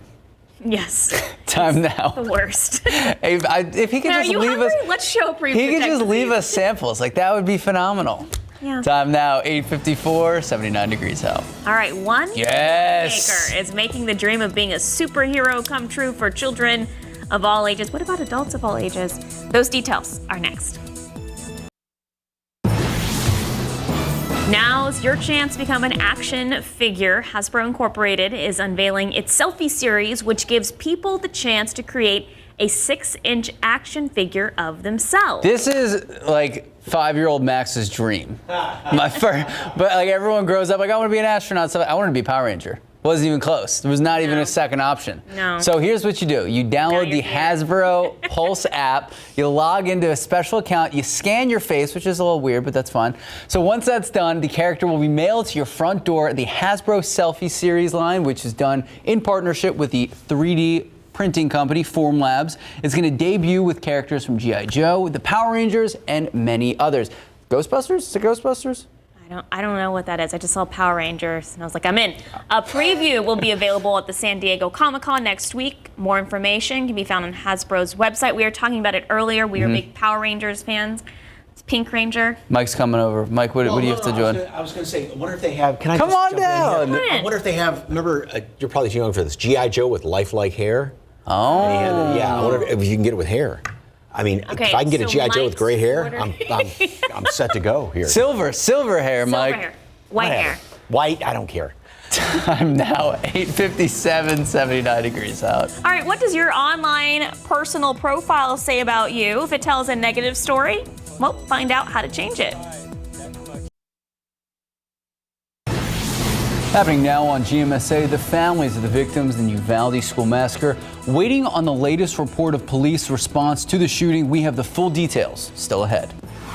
Have you ever Googled yourself and found out something about yourself online that you wish you could delete? Well, we'll tell you how. That's next. I did. It said I was 5'7", and I was livid. I was like 5'4". How tall are you? I'm 5 foot. Oh, okay. I was just like, wow. We'll take a live look out at the Alamo City. 79 degrees now. How hot will it get today? Is there any relief in sight? We're going to check in with Mike in just a bit. Good morning. It is 9 o'clock this Saturday. Thank you so much for starting your weekend with us. All right, so this is seemingly unprecedented heat we've had for the last month or so. Awful. What have you done personally to try to beat the heat? I have not been leaving my house. Okay, If I that's do a pretty good leave strategy. my house, I've been to the movies. Uh-huh. I've been doing a lot of indoor activities, and I'm not an indoor dog. I like to be outside all the time, but the heat is just brutal if you're not doing it. Like past 9:30, I'm back inside. Yeah. Mike, what about you? Did you just say you're not an indoor dog? No, I'm always outside. I like to, I'm the dog that likes to be outside and not really an indoor dog. I think like you just been trying to stay in. I mean, because if you don't get anything done outside prior to, 9, 10 o'clock in the morning, it seemed like it was just, it's like, okay, all bets are off now. Just even go out there, walking across the grocery store parking lot. That's always a real tough one. So at least we do have a few clouds out there right now. We're going to keep some around. You can see there are already a few holes trying to poke through those clouds. Here's what it looks like on the visible satellite picture, not everybody is socked in right now, so they'll just be sticking around for the next couple of hours and then sort of thin out. We're up to 79 degrees right now. We did drop down to 76, normal low being 75, so in the ballpark of where you would expect it to be this time of year. Mold is on the high side, but less than half of what it was in yesterday's count, so it did go down substantially. And we're going to be up to 90 at noon today, 98 for a high temperature. I've got that small chance for a shower, but if anything, it's just going to be well off to the east. I don't think we'll have a repeat of yesterday, nor, of course, what we had on Thursday with that beautiful rain. But the aquifer responded nicely. All right, 2 days in a row, no triple-digit temperatures. Can we make it 3? Can we make it 20? Details coming up. Thank you, Mike. So as you've been saying, our region has been experiencing some of these record-breaking high temps through the summer. So Meals on Wheels, an organization making sure that their clients are keeping cool. And new this morning, they're gearing up for their largest distribution ever. Our Jonathan Cotto joins us live this morning with all the details. Have that distribution already started, Jonathan? Good morning, Sarah. Good morning, Max. Yes, the Operation Beat the Heat is in full effect. In fact, over 400 volunteers are already in line and information getting ready to hit the streets and supply our elderly community with very much needed cooling kits. Now, the cooling kits we know have a number of really cool items. They have water bottles, magnets that keep track of the temperature inside of their homes. And as you can see, the line just going around this huge parking lot. There's music. Volunteers have been working here hard all morning preparing these cooling kits for our community. Now let's take a look at what these operations are looking like right now. These folks working hard. Esther, how does it feel to be a part of this event here this morning? It's been amazing. It's actually really nice to be out here. It's perfect weather and it's a feeling of gratification to be able to give back to the community. Absolutely. Well, thank you so much, Esther. Keep up the good work, and I appreciate you volunteering your time on a Saturday. That's applaudable, so thank you so much. You're welcome. And this is a little bit of what you can folks can expect to receive here this morning. Some box fans, the bags with the goodies inside. You can see the volunteers here loading the cars, and they're going to be heading out to different parts of the city distributing these cooling kits in Operation Beat the Heat. As we know, this summer has been no joke. Those temperatures have been really, really hot. Coming up in the next half hour, we're going to be speaking with the Director of Operations and bringing you more details on this event here this morning. Back to you in the studio. Thank you, Jonathan. Now to the latest in Uvalde, where the families of the victims, they're awaiting the latest official report on the police response to the shooting. A Texas House committee promising more context that surveillance video we've seen and the agonizing wait for more than an hour before police stormed the gunman. ABC's Aaron Katursky explains. This morning, after an agonizing 7 weeks, the families of the 19 children and 2 teachers killed at Uvalde's Robb Elementary School race for answers. There's responsibility and accountability that needs to come out, and it will. On Sunday, state lawmakers who've been investigating the massacre will reveal their findings, first to the families and then to the public. This report might start to point them in the right direction, and once we start to identify who specifically should be held accountable, I think you'll start to see some of those folks face accountability for the decisions. This week, some families urged lawmakers to ban assault-style rifles like the one used by the gunman. The blood of these children is in your hands because you will not commit to gun reform, real gun reform. All of them killed by an assault rifle, an AR-15 type of weapon that belongs in the battlefield. In the last few weeks, the committee has interviewed 36 witnesses. Most of them have not spoken publicly. So this is going to be the most comprehensive account of a police response that's already been called an abject failure. The district attorney in Uvalde is conducting her own investigation, and she said that could lead to criminal charges. Aaron Katursky, ABC News, New York. Meanwhile, families of the victims have not been receiving the funds and donations that were meant for them. All of this in the aftermath of the shooting. Now, those funds normally take months to administer and distribute, but these families are in dire need of help now. Currently, funds are expected to be distributed to the families starting November 21st. In the meantime, families have started GoFundMe pages, multiple donors and multiple organizations stepping in and stepping up to provide immediate financial relief. Right now on KSAT.com, we're remembering the lives lost in Uvalde. They each had something special and brought joy to their friends and families. They had dreams and deserved to be remembered. We're committed to honoring all of those victims of Robb Elementary. Look for this story on our homepage, and you will see special tributes to those victims. Time now, 9:07, 79 degrees out. Still to come, GMSA at 9. It's almost time for some 24-karat magic. Oh. How one local restaurant is bringing back golden ideas to the Alamo City. And after the break, if you and your family need to escape the heat, now you can with a little help from KSAT. Where you can go next. Don't go outside. It's only 79 now, Right though. now, you can go outside. It's 79 degrees at 9:07, but like Mike has been saying, it's just going to climb and get worse. He'll have a full forecast when we come back. Good morning and welcome back. So we've been talking about it for a while. Mike's been talking about it all morning. It is going to be hot out, and it has been hot out, and it's going to continue to be hot out. So while splash pads and swimming holes are great, there are other options. This morning we are sharing some alternatives to beat the heat and stay cool.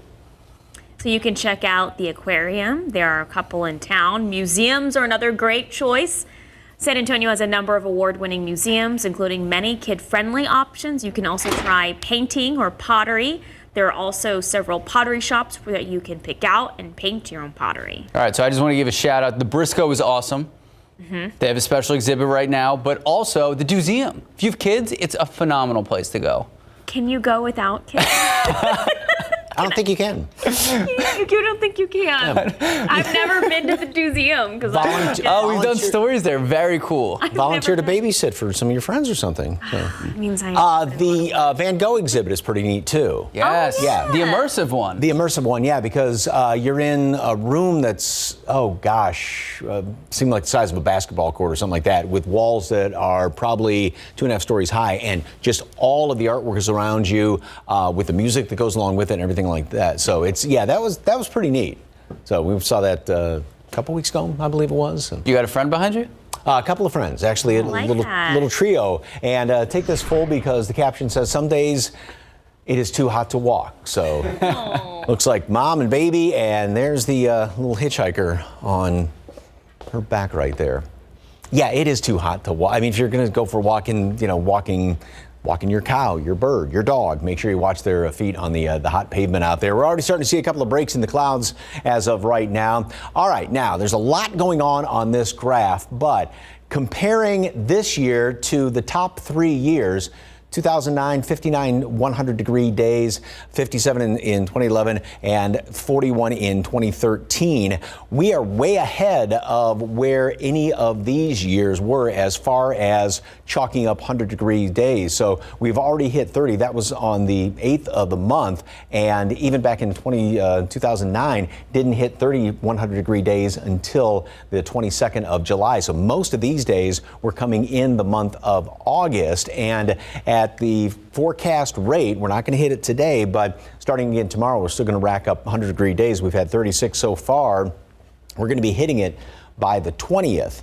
And looks like we're going to be topping 2013 fairly quickly by the end of this week because we're forecasting more triple-digit days. And again, that's just the 20th of July. We've got the whole month of August and maybe even September to go. And boy, just this trend, it doesn't look like there's any changes anytime soon. 88 at 11 o'clock, 90 at noon, and then a high temperature today up to 98. We hit 97 yesterday, so we broke the consecutive day streak that we were at 2 weeks exactly at 14 days. 10% chance for a stray shower, maybe off to the east. I don't even think we'll have as much as we had yesterday, and definitely not as much as we had on Thursday around here. And then we'll drop into the low 90s later on this evening. Still some clouds hanging around. Some of these morning clouds may be a little bit on the stubborn side. Here's the computer model, and again, it's got one or two.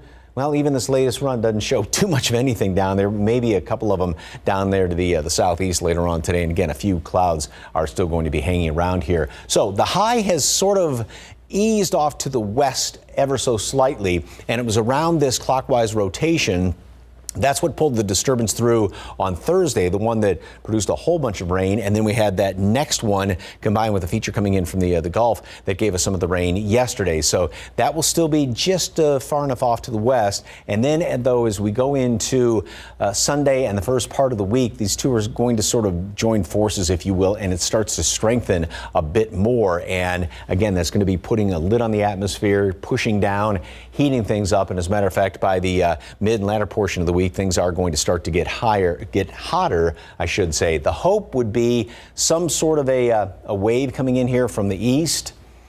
If we get that, that's, as of right now, the only chance, and it's still just kind of wishful thinking right now, the only chance we'd have at any rain coming up here. 90 today at noon, partly cloudy skies.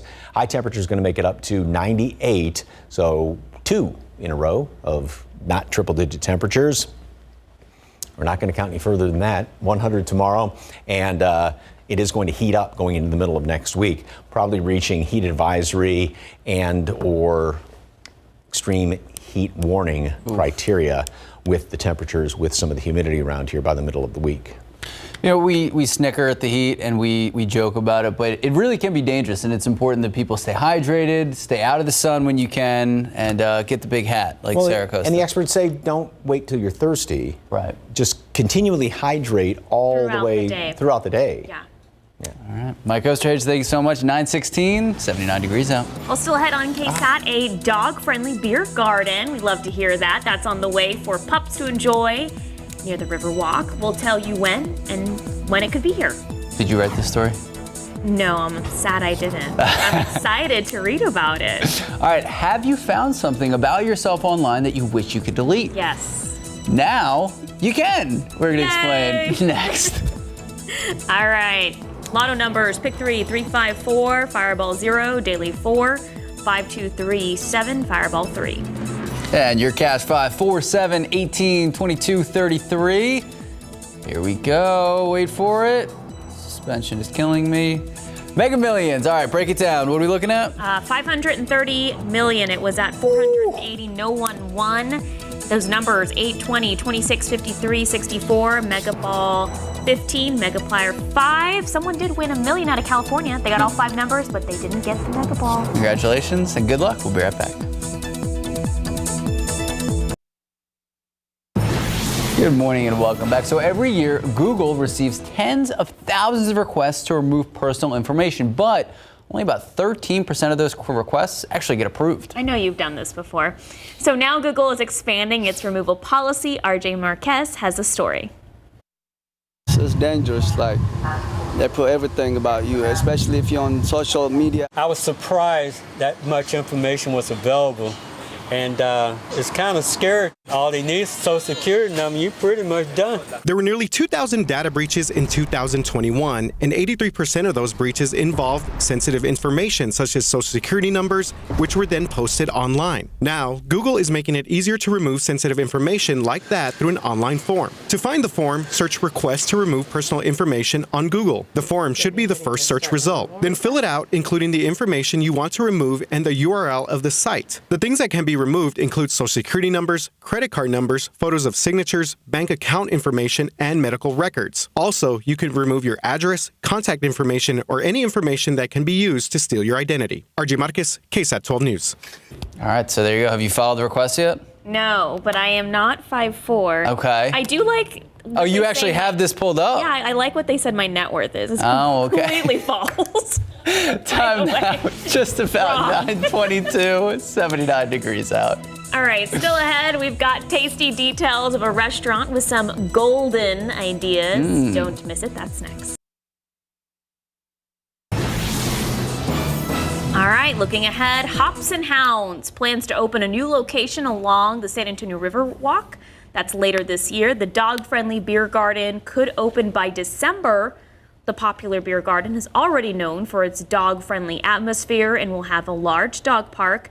The menu will also include new additions to the classic hamburgers, chicken sandwiches, and nacho selection. All right, so speaking of food, if that's not sweet enough for you, the Riverwalk gaining a new place called the Sugar Factory. And it's serving not only over-the-top desserts, but they also have a 24-karat gold burger. It is $150, But Okay, I have a lot of questions. it's covered in edible gold. Have you not seen these before? I've seen them. They're weird. It's weird. It is. It looks like you're eating kind of like tin foil. Oh my God, what if it gets in your teeth? I'm pretty sure you only do it to post it on Instagram, but that's neither here nor Or to there. impress a date. Can you imagine? Ugh, I feel like that'd be super If I pretentious. went on a date and the guy ordered that just to be pretentious, ugh. So I'll the take the burger restaurant at is known for its extravagant treats. I was like super focused because I wanted to see the burger. So here are the two things that interested me. They have rainbow sliders. Okay. Interesting, right? Okay. But this is where it gets real. Mac and cheese pops. Interesting. So like I imagine it's like a mac and cheese on like a little lollipop. You know how it's like a cake pop? Oh yeah. But with mac and cheese. As long as it's like not sweet. So they also have insane, music's playing, so I gotta rap. Insane milkshakes.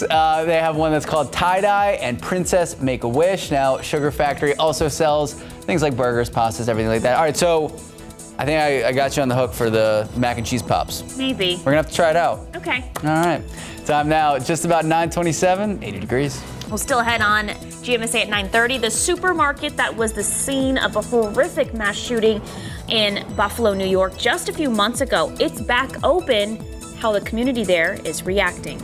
And a Vietnam veteran waking up in his new home today after years of living in a shed in his backyard. We have this remarkable story still ahead. Good morning, welcome back, and happy Saturday. It is 9:30 this morning, and look, it's already 80 degrees. Oh joy. Oh, joy. It's so sweet. Here's the thing, though. We're going to have a little of a cool down today because we're not going to be in the triple digits. Cool down. I always love when my phone rings right during. It's like somebody is watching and goes, "Let me down, let me call him." Tell him I say hi.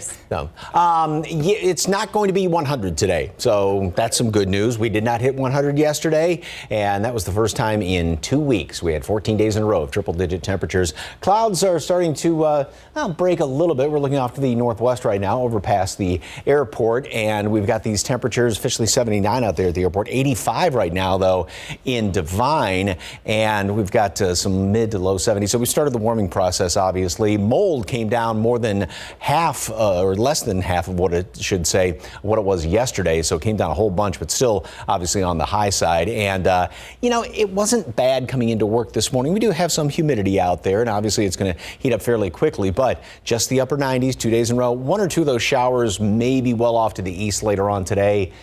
Kind of doubtful though. And then tomorrow it is back to the 100s, and we are going to continue to chalk up more triple-digit temperatures, and it's going to be even hotter by the middle part of next week. How hot? We'll let you know in just a couple of minutes. Sarah, Max?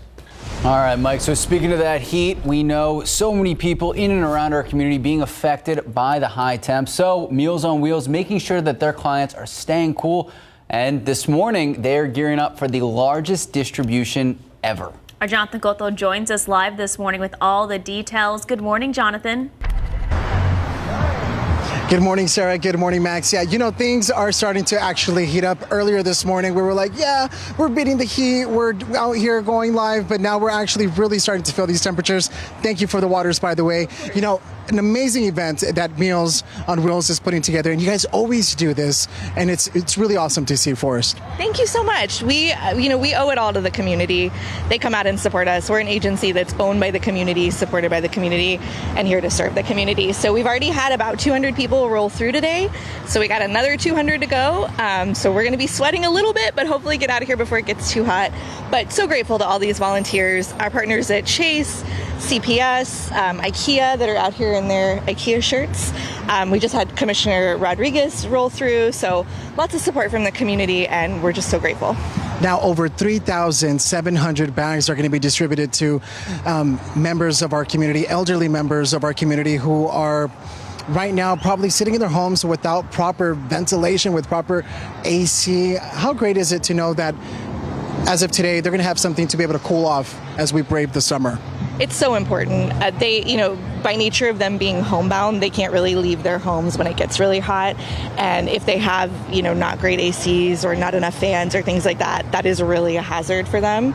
And they can't get out and go walk through the mall or something like that to cool down. So this is super important. Also, just the the eyes on them by volunteers going and checking on them and making sure they look okay. All of our volunteers are trained that if there is something that looks a little off, they call services to come help and make sure that they're safe and healthy. So all of it is really important, and especially in these hot summers, as much as we can take care of them.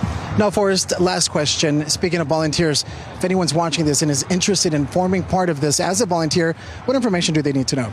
Yeah, we do this 5 days a week, every single week. We deliver meals. It's a lunchtime meal. It's you can do it during your lunch break. It takes about an hour. You serve about 10 clients at a time. And so every day, Monday through Friday, you can go to our website, mowsatx.org, and sign up to be a volunteer. We also do events like this at least twice a year. We do one in the summer and one in the winter, but then sometimes other stuff comes up and we do other events like this. So they can always join our Facebook page, join our newsletter, so they can stay informed about when we're doing stuff like this and come out and help. Forrest, thank you so much for having us, and thank you for everything you do. We really appreciate it. Thank you, guys. Thank you. There you have it, folks. Back to you in the studio. Max, Sarah. Thank you, Jonathan. Happening this morning, free gas being given away in Boerne. City Hills Church teaming up with the Biggs Exxon at Longhorn Cafe, giving back to the community. So the free gas giveaway, it is a limited time, a 2-hour window. It started 5 minutes ago at 9:30 a.m. It goes until 11:30 a.m. Now, Biggs Exxon on Longhorn Cafe, located at the corner of Herf Road and Highway 16 in Boerne. People can fill up their tanks within this 2-hour window. Again, that started 5 minutes ago. Or here's the thing, you might want to rush out there, drive safe, or until supplies last, when the money and the funds run out. Every year in July, City Hills Church hosts a Serve Day, an event to engage every church member to serve our cities and neighbors in practical ways, like giving out gas. If I was a betting woman, I would say they run out before 11:30. Yeah, I would say probably by right 10. now. Hey, but here's some good news for those of us who miss out on that free gas in Boerne. We are finally getting a break at the pump. Gas prices are falling. According to Gas Buddy, the national average for gas has fallen for 4 straight weeks after peaking at a historic high in mid-June. It's the longest decline in average gas prices since the beginning of the pandemic. The New York Times reports over the last week, Texas, Ohio, Illinois, and California have seen gas prices drop 16 cents or more. But don't count on the price drops to continue. One analyst says there's still a risk gas prices could spike in August if any disruptions happen. Now to the reopening of that Buffalo supermarket where 10 people were shot and killed. It happened just 2 months ago, the store opening its doors a day after a federal grand jury indicted the accused gunman. ABC's Amola Langhi following the latest this morning. This morning, Tops Grocery Store in East Buffalo is open for business just 2 months after an alleged white supremacist shot and killed 10 black people at the store. I don't want no coward to ever think he's going to come in here and take our community away from us. Patrick Patterson was working the day of the shooting, helping people escape through a back door when the gunfire began. Trying to understand how you're supposed to process and move forward from here. Moving forward means making changes. The store has been completely remodeled and updated. New memorials to the fallen, now part of the store's identity. But reopening Tops has opened it to criticism. Not everyone is ready to re-enter the scene of a massacre. I'm not ready for it to open it because all of my emotions are just all over the place. Leonard Lane is a retired Buffalo firefighter, 25 years with the BFD. He has lived in this neighborhood most of his life. At first, I said to myself, well, maybe they should just bulldozer it down, close it and make a memorial out of it. Buffalo Mayor Byron Brown says reopening was a tough decision, but the right one. It took years just to bring this one market to this low-income minority community. We could not let the act of a white supremacist deprive this community, thousands of people, of that opportunity. And that was ABC's Mola Linghe reporting. Meanwhile, rock singer Billy Corgan of the Smashing Pumpkins will perform a charity live stream show on July 27th. The show will benefit the victims of the 4th of July parade shooting in suburban Chicago that killed 7 people and wounded more than 30. Corgan is a 20-year resident of Highland Park where that shooting happened. He says the show will feature several special guests. Well, back here at home, Bexar County commissioners expected to consider granting the Bexar County Hospital District's proposal to secure funding for a major expansion project, including building 2 new public hospitals. So right now, the plan is said to have enough support to be approved. The county hospital district's proposal is seeking $500 million in debt financing to build hospitals on the far northeast side and next to Texas A&M San Antonio on the south side. So the issue is expected to be taken up by the commissioners this coming Tuesday. Of course, we're going to be staying on top of it, and we're going to let you know what they decide. Time now just about 9:40, 80 degrees. Well, access to immediate help has gotten a lot faster for those in crisis. Still ahead, more on the national new 3-digit suicide prevention hotline. All right, this is a story that is so emotional and so amazing. A Vietnam veteran waking up in a new home today after years of living in a shed in his backyard. We're going to tell you this remarkable story. My eyes are watering just watching that video. Oh, so emotional. Such a nice story to see there. 80 degrees at 9:39 this morning. It's only going to get hotter. Mike has a forecast when we come back. Good morning and welcome back. So this morning, a Vietnam veteran waking up in his new home after years of living in a shed in his backyard. Patty Santos tells us why it took years to hand over the keys. And his house. Tears of joy and gratitude today as Vietnam veteran Henry Alvarado and his family set foot inside their brand new home. The project started more than 2 years ago when the city of San Antonio's Veterans Affairs Department contacted an organization called Adapt Event. He said that they had a veteran that needed help with their home that was living in a shed in the backyard. Co-founder Michael Contugno tells us it didn't take much to agree to help out. We came out here and walked the home and saw the repairs that it needed and said, sure, we'll help you out. Contugno and his team of volunteers started raising funds and were ready to get to work. But like many things, the pandemic presented another bump to an already challenging project. The electrical was all out of compliance. The plumbing was all out of compliance. It didn't have central heat in there. It had window units. We took everything out all the way down to the studs. We put everything back in per code. The team restored the house from top to bottom and didn't skip on making Alvarado's new home feel safe. We made this house secure. We even put in 6 security cameras for him too. Giving Alvarado peace of mind in a space his family can enjoy for years to come. This room we're standing in used to be the bedroom. They wanted a dining room so they could have their family together, and so we opened it up into the kitchen. Well, Henry's been very emotional through this whole project. He just kept saying, I can't believe it, I can't believe it. We love helping our veterans. Patty Santos, KSAT 12 News. That is so amazing. So Henry, thank you for your service. Thank you so much, Henry. You deserve it. Yeah, congrats on the new house. That's wonderful when folks just get together, just go do it. Yeah.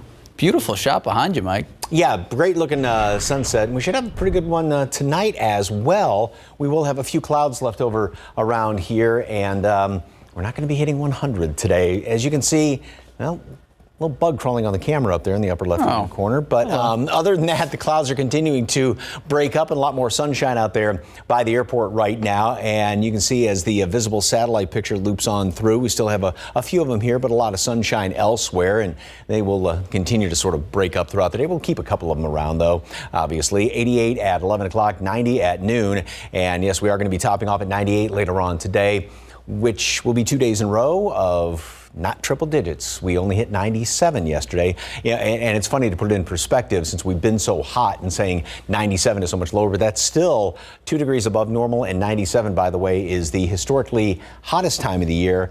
That will be coming in about a couple of weeks. It's the first couple of weeks of August when that's the average high temperature. Got a 10% chance for a stray shower, maybe off to the east or down to the southeast. I wouldn't get, unfortunately, too excited about that. I know some folks did get some really good rain on Thursday. We had a few more downpours yesterday, and that's pretty much about it.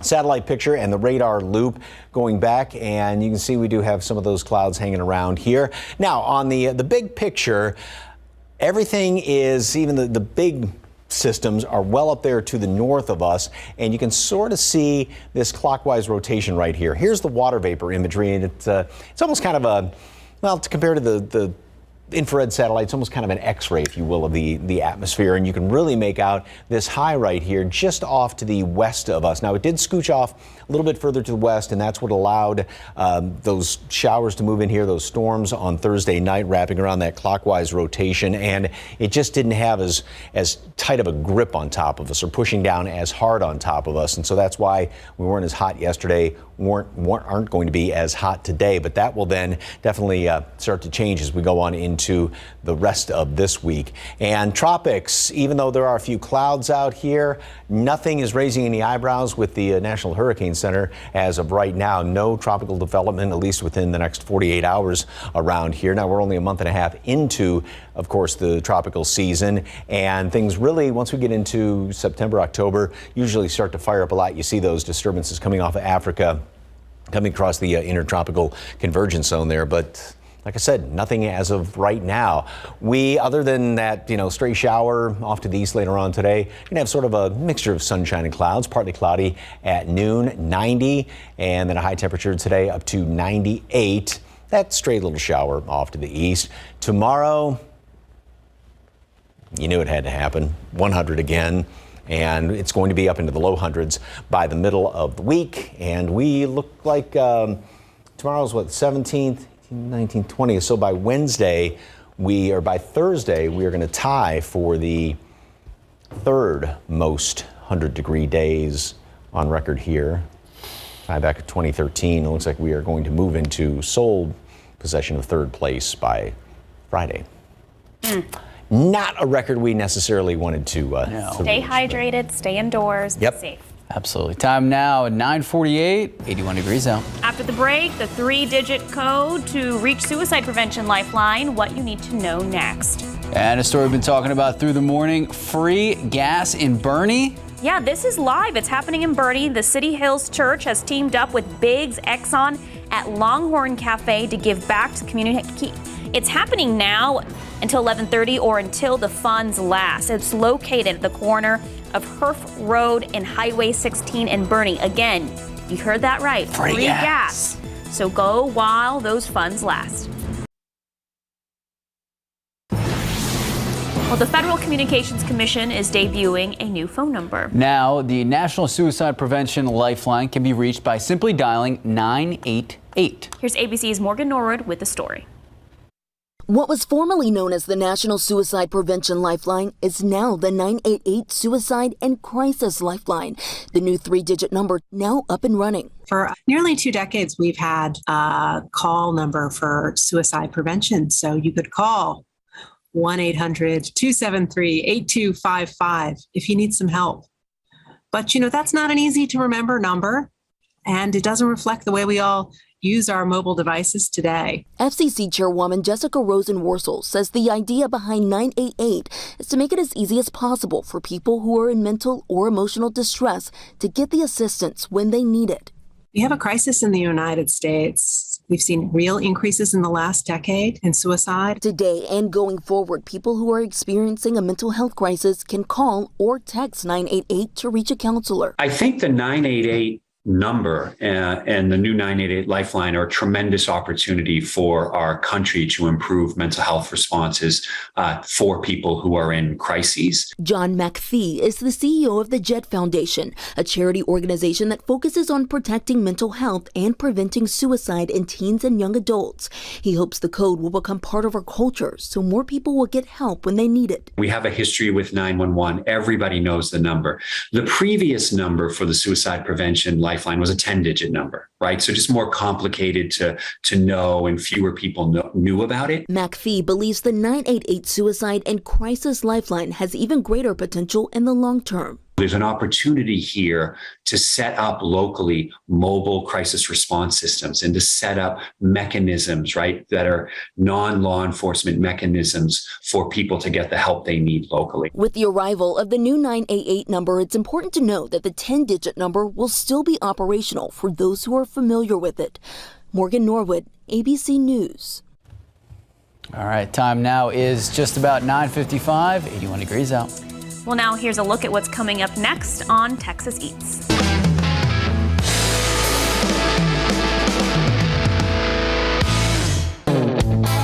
You also have a sandwich that you're making here in-house that nobody else has, right? Right. Talk to me about what's going on. It's basically, it looks like a Reuben, but it's a collard green melt. Oh, okay. So this is going to be a famous sandwich. Oh, yeah. I mean, I've never even heard of a collard green melt before, and it's a triple-decker sandwich. You got a little bit of everything going on the inside, toasted bread on there as well. Cheers, my friend. Cheers. There we go. The collard green melt. Never had this before. Going for it. Oh, baby. Here's your elbow. Oh, man, that is delicious. There's so much flavor on that. The triple-decker melt with the collard greens in there is one of my favorite bites I've ever had. It has so much good flavor development, the texture on the outside of the toasted bread, and I highly recommend getting the bacon in there as well. It's crunchy, it's salty, it's gooey, it's creamy, it's phenomenal. That's outstanding. Yeah. That's probably my favorite interpretation of a Reuben sandwich I've ever had. I told you it's going to be famous. That's going to be famous.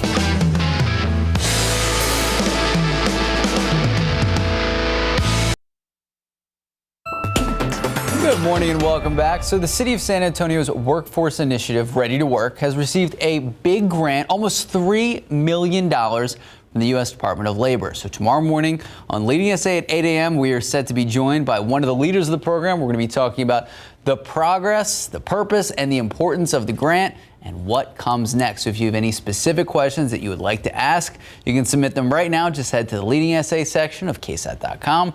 Then join us tomorrow morning, 8 a.m. for the full conversation. Well, we had 14 days in a row of triple digits, and we broke that streak yesterday, 97, 98 today. And let's just stop there. We're back to the triple digits tomorrow. Maybe a shower today well off to the east. I kind of doubt that, though, if there's one or two of them that pop up. And it is going to get hotter as the week rolls on by midweek, and could be looking at getting hot enough, especially with the humidity mixed in there, for heat advisories and or excessive heat warnings. So you still got to take it easy. And even though we're not up to 100 today, a heat index will be right up in there. So hydrate, shades, sunscreen. Now, do you do what Sarah does and just completely avoid the outside? In this kind of weather, a lot of times when it was getting up there, the 105s around there, it just... Even at the pool, it just feels like there needs to be bags of ice dumped in the pool. Because when you get out of the water and it's still humid, your body doesn't cool itself off that much, and it's just like, ugh. You're sitting like in a hot bath in that pool. Yeah.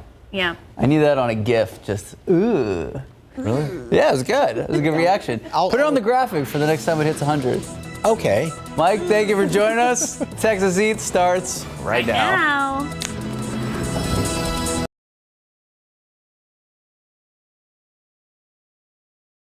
Hey, it's David Elder, and today on Texas Eats, we're traveling around the Lone Star State looking for great restaurants you won't want to miss.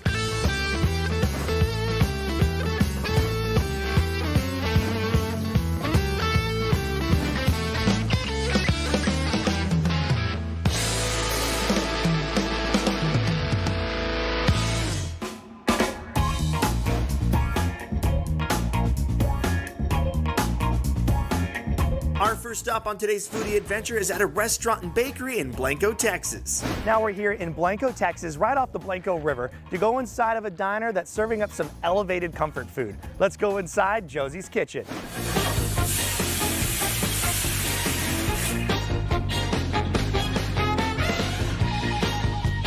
Joining me now is Jessica Haynes. She is the baker and the co-owner out here at Josie's Kitchen. Thank you so much for having us out here. Thank you for being here. And everything looks phenomenal. I mean, this is probably like the most colorful, bright table that we've seen in quite a while. Now, I have to know, who's Josie? The restaurant was created by my husband and I. Josie is my husband's name and my name combined. I'm Jessie, and his name is Joe. That's your celebrity combo name. Yeah. It's Josie. Pretty awesome. Right in front of me, we have this burger. What's going on with that? So that is our goat cheeseburger. We use a Texas grass-fed beef patty, black pepper, bacon, and then the goat cheese. We locally source it. It's from CKC Farms here in Blanco. Nice soft buns on there as well, some fresh produce. This is the goat burger out here. I'm gonna take a bite.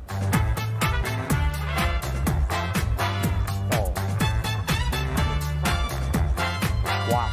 It is so creamy. It's a little sweet, but it's savory, and the bread is so just perfect. It's nice and soft. The bacon sets it off with the goat cheese. The patty itself, a really nice flavor, a great texture on there as well. And then the brightness from the pickled red onions. That acidity is also cutting through the cheese as well. I mean, that's just a really killer bite. It's everything you want. That's a big burger too. It's a commitment. Yeah, you gotta be ready when you order the burger.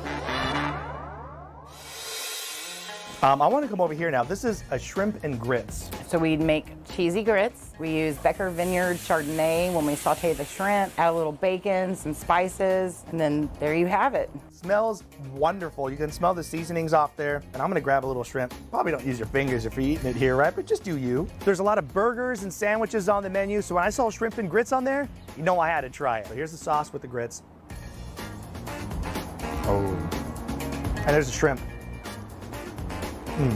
Wow. I'm like in shrimp and grits heaven right now. It's like almost a little bit smoky, but it's so much cheese in those grits. It just adds a lot of creaminess to the bite. And it has a little like zing to it, but it's also a little bit, it has that saltiness you want. It's just Southern comfort goodness. Yeah, definitely high calorie meal. This is a panini sandwich. You have a lot of different options on the menu. Which one is this? This is our South Side panini. We named it after our original location, which was in the south side of Blanco. You've got yourself sourdough bread, smoked turkey, avocado, serrano aioli. You got some bacon. Oh yeah. This is the South Side. Here's the bite.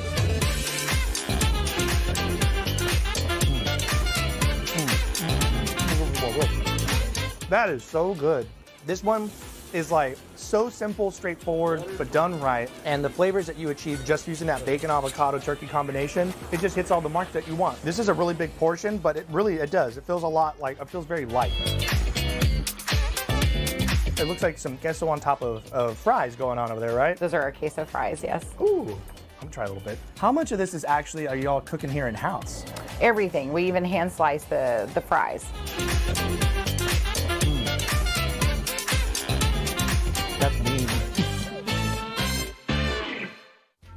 What do you have here? These look really fun. These are our taquitos. We hand roll them here, chicken taquitos. You got the guacamole, pico, more queso. All right, I'm gonna get a little bit of this action. Here we go, hand rolled taquitos, making a mess.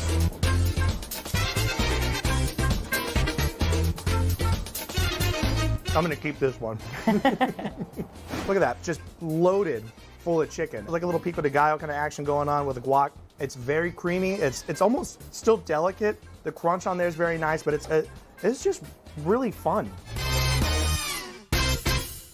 So what got you into baking? You know, I started out in the baking field when I was 18 years old. Joe was running a restaurant in Austin and we wanted to go the old school route, and so we decided to do pies, and I've just been doing them since then. Which one is your top seller in the restaurant? It's gonna have to be the coconut cream. There we go, the coconut cream pie. That's a dense slice of pie. It's pretty serious. And it's fantastic. If you love the coconut flavors, you're gonna love this bite. It has a little toasted coconut on top, but once you get in there as well, it's just so creamy, it's delicious, and it hits all the notes you want. This is like the ultimate dessert. I'll try the chocolate. I'm gonna do it. I'm gonna go for it. You gotta do it. You gotta do it, right? I mean, look at this thing. There's the chocolate pie. Look at that. Oh my gosh. That is like over the top decadence. Pretty rich.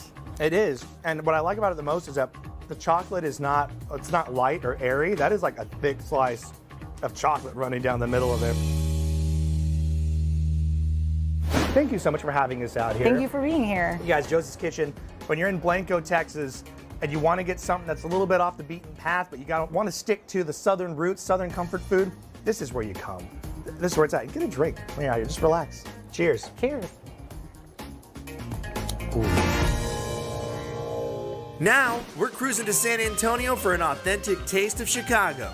Now we're here in San Antonio, Texas to go inside of a Chicago-style restaurant that's going to show us how they make their Italian beef from start to finish. Let's go inside Chicago Hot Dogs.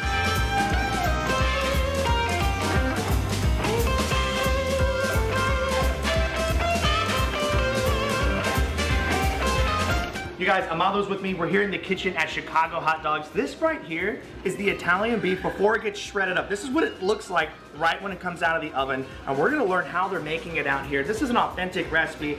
It's taken a long time for you to develop this recipe, but we're gonna give us the insights. We're gonna learn how this is happening out here. I'm super excited. Me too.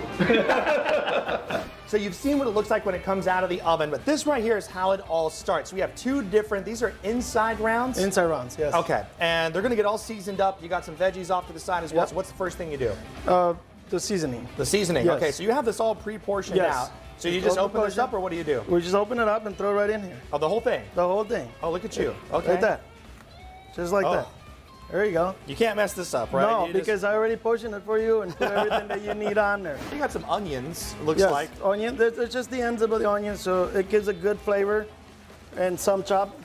So we have a good flavor Kind on of it. spread yours around. Yeah. I'm just gonna make it go like that. There you and go. that's what you want. You're actually using the tops. A lot of people throw this part away. Right, which is most people do, and it actually is beneficiary for the beef because it gives a good flavor. Some tomatoes. Just throw it on here.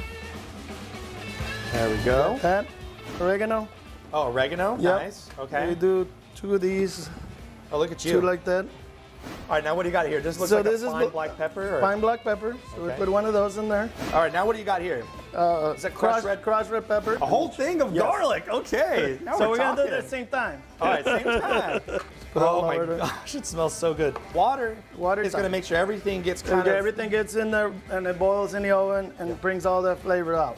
This is ready to rock and roll. You can see we got all the seasonings. We got everything we want inside there. Now it's time to go in the oven. So what temperature and how long? Okay, we just got to cover it with foil very tight, and then it's going to go in the oven for 3.5 hours. This one right here has been cooled down, ready to shave, ready to put into a sandwich. So what are you doing right here? We're just going to take all the fat off, trim it off a little bit. All right, so now all the fat is trimmed off. Yes. Goes into the shaver, right? Yes, it goes right into here. So turn it on. And then we got to find the perfect cut. So what are you looking at? What's the thickness of cut?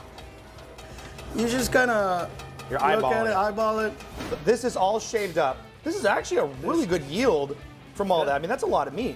But this is like step 1 of like step 10. There's a lot more stuff that go into making this sandwich. Yeah. Plus, we're going to try different items on the menu. I'm super excited. You ready to do it? Ready. Let's do it, Let's man. do it.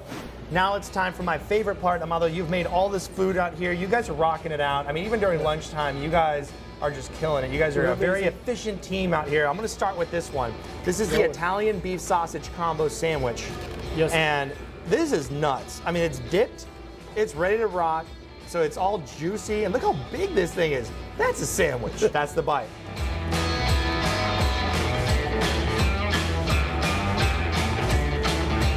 That was game over.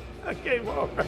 This sandwich was worth the wait. This bite alone is the reason why I'd come back. This is a phenomenal sandwich. This is like everything you want. When you think of that Italian beef and you want that little bit of Italian sausage as well, I mean, the dipped bread that's on there, the quality of the bread, all the ingredients. This is where you go in San Antonio to get this. This is amazing. Great job, man.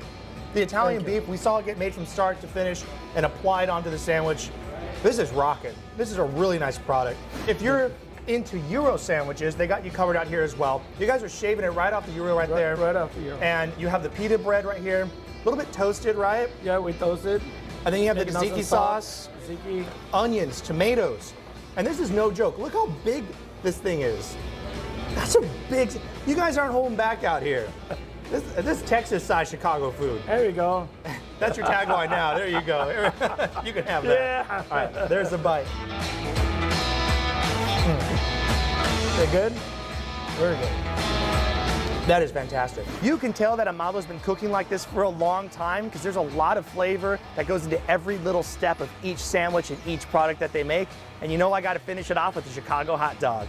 Cheers to you, brother. Thank you so much for having us out here. You guys, Chicago hot dogs. This is it. When it comes to Chicago food in San Antonio, they're making it from scratch. They have all these different items. I mean, a giant double cheeseburger. You have all kinds of different hot dogs, a San Antonio dog, and all the other food that you want as well. Drinks. This is where it's at, man. Here we go. Cheers.